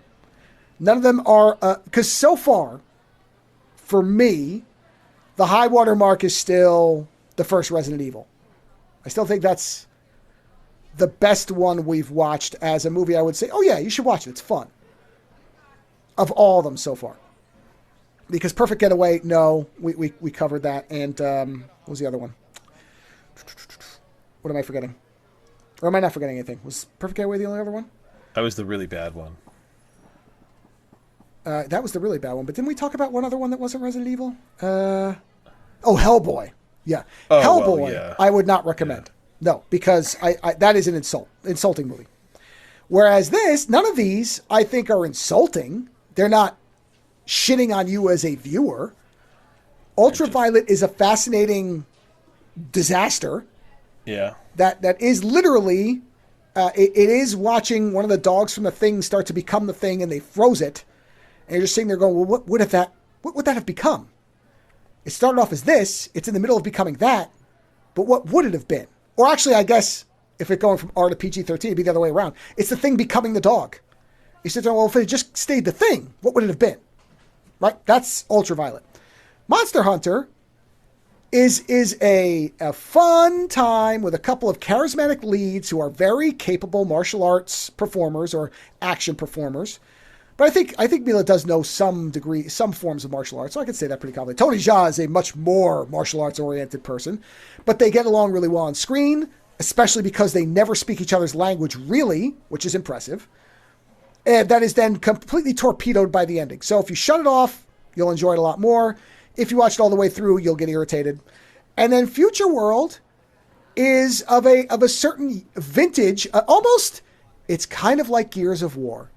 If you like that older style of something that doesn't exist as much as it used to, you'll probably get something out of this. And unlike Monster Hunter, I think it has a really good ending and does some interesting things that are more clever than the rest of the movie would lead you to believe it would be. So I would recommend them all in different ways. That's my opinion on each one. I'll let you give your summation. No, I've said enough. So, I got nothing more to say. We've said so much about them. I was fascinated by all of these. Yeah. I think we've. I have come to the end. The only thing I was going to say is I don't think any of these movies are free to watch. Well, I just gave you the link. Lando found a YouTube version, but that could be gone by the time this posts, because I've had that happen. Literally, I posted something and I got a note from somebody saying it doesn't work anymore. I'm like, shit, man, I just posted the mother. Okay, fine. It was like within a week it was gone. Ultraviolet is $4. You have to decide whether you want to spend $4 on that one. That one is a real dice roll. Monster Hunter, I think is. I would pay $4 to watch that movie once. Okay. Yeah, there you go. So, and if Lando's saying that, that's saying something, because I'll watch any piece of shit. Let's see. It looks like Monster Hunter is on Disney. So if you have the Disney service or Hulu or whatever, it's on there. Otherwise, that's $4 on Prime. I would say $4 is absolutely worth it for Monster Hunter. I think it delivers enough for that, even with the shit ending. And then Future World is on YouTube currently. I'm just going to see if it's available anywhere else in case it's gone by the time this posts. It is... Oh, no. Is it? Yeah. Wait. Oh. Well, by the time this posts, it was on Prime, but it'll be off shortly. It says it's leaving Prime in 10 days. So it is... You're going to have a few days from when this posts to watch. You have to go looking for it. Otherwise, it's $4. Again, for $4? Oh, no, I'm sorry. It's on Fawsome. Fawsome is free, and so is the Roku channel. Oh, there you go. So you can watch it on Fawsome. Yeah, so it is free. I think for free, I would watch it. if you're our age, this goes back to your thing about the touchstones of our youth. Yeah. If you have a fondness from when the Sci-Fi Channel logo was the first version, which is the 90s, the planet with the words Sci-Fi and the whole word channel on the bottom, Saturn, before they started modifying it, you will probably be charmed by this movie, and you will be surprised by some of the decisions it makes. You will be disappointed in some other decisions it makes. Unfortunately, that's just the way it is. And that was indicative of science fiction B-movies of the era we're talking about. Stuff you liked, stuff you went, really? But overall, you kind of had a good time. So really, no Hellboys in this group, no Perfect Getaways, no Resident Evil Retributions, which by itself is a minor goddamn miracle, really, at this point. So, happily, now I don't know what the next three are going to be, because we're going in completely blind on the next three. But this was a surprising trio in that none of them would I tell people to actively avoid. And I wasn't sure if that was going to be the case. So, that's nice. It does add to the pile of, oh, Mila, you're the best thing in this movie. Why is the movie around you not as good as you are? But what are you going to do? You know what? I appreciate that she puts in the work. She does put in the work. And you know what? The future world rationale for doing it, that I don't want to just be doing the same thing over and over, that's fine. You know what? Yeah. It does avoid you. It does allow them to see you doing something villainous. And maybe, I don't know if that got her Hellboy. That would kind of be funny. If somebody was looking around and said, well, has Mila ever done something evil? And they were like, future world, watch the clip. The joke is that you enjoyed her in Hellboy. I did. Yeah. But that's what I'm saying is, did this lead to Hellboy? Because without this, would they have said, well, she just plays action leads. We need a villain. But did this somehow make it to them? They say, oh, no, she could play a lunatic and she could play an evil character. So we can make her a bloodthirsty ancient queen. You know, she can tone down the histrionics a bit, but she can do it. I don't know. I'd like to think so. On that note, everybody, whatever you choose to watch with your weekend, have a great one. And we'll be back with another trio of Mila films, which, well, there's far worse things I could do with my time. So we'll see what we get. Visit OzoneNightmare.com to subscribe to new episodes, browse through our back catalog, or to find links to support the show. Follow @OzoneNightmare on Twitter for the latest episode postings and other show information. If 280 characters just isn't enough, you can always email us, theozonenightmare@gmail.com. The opening theme for the show is provided by Heartbeat Hero. The closing theme is provided by Ogre. Please visit and support these artists using the links in the show notes for each episode.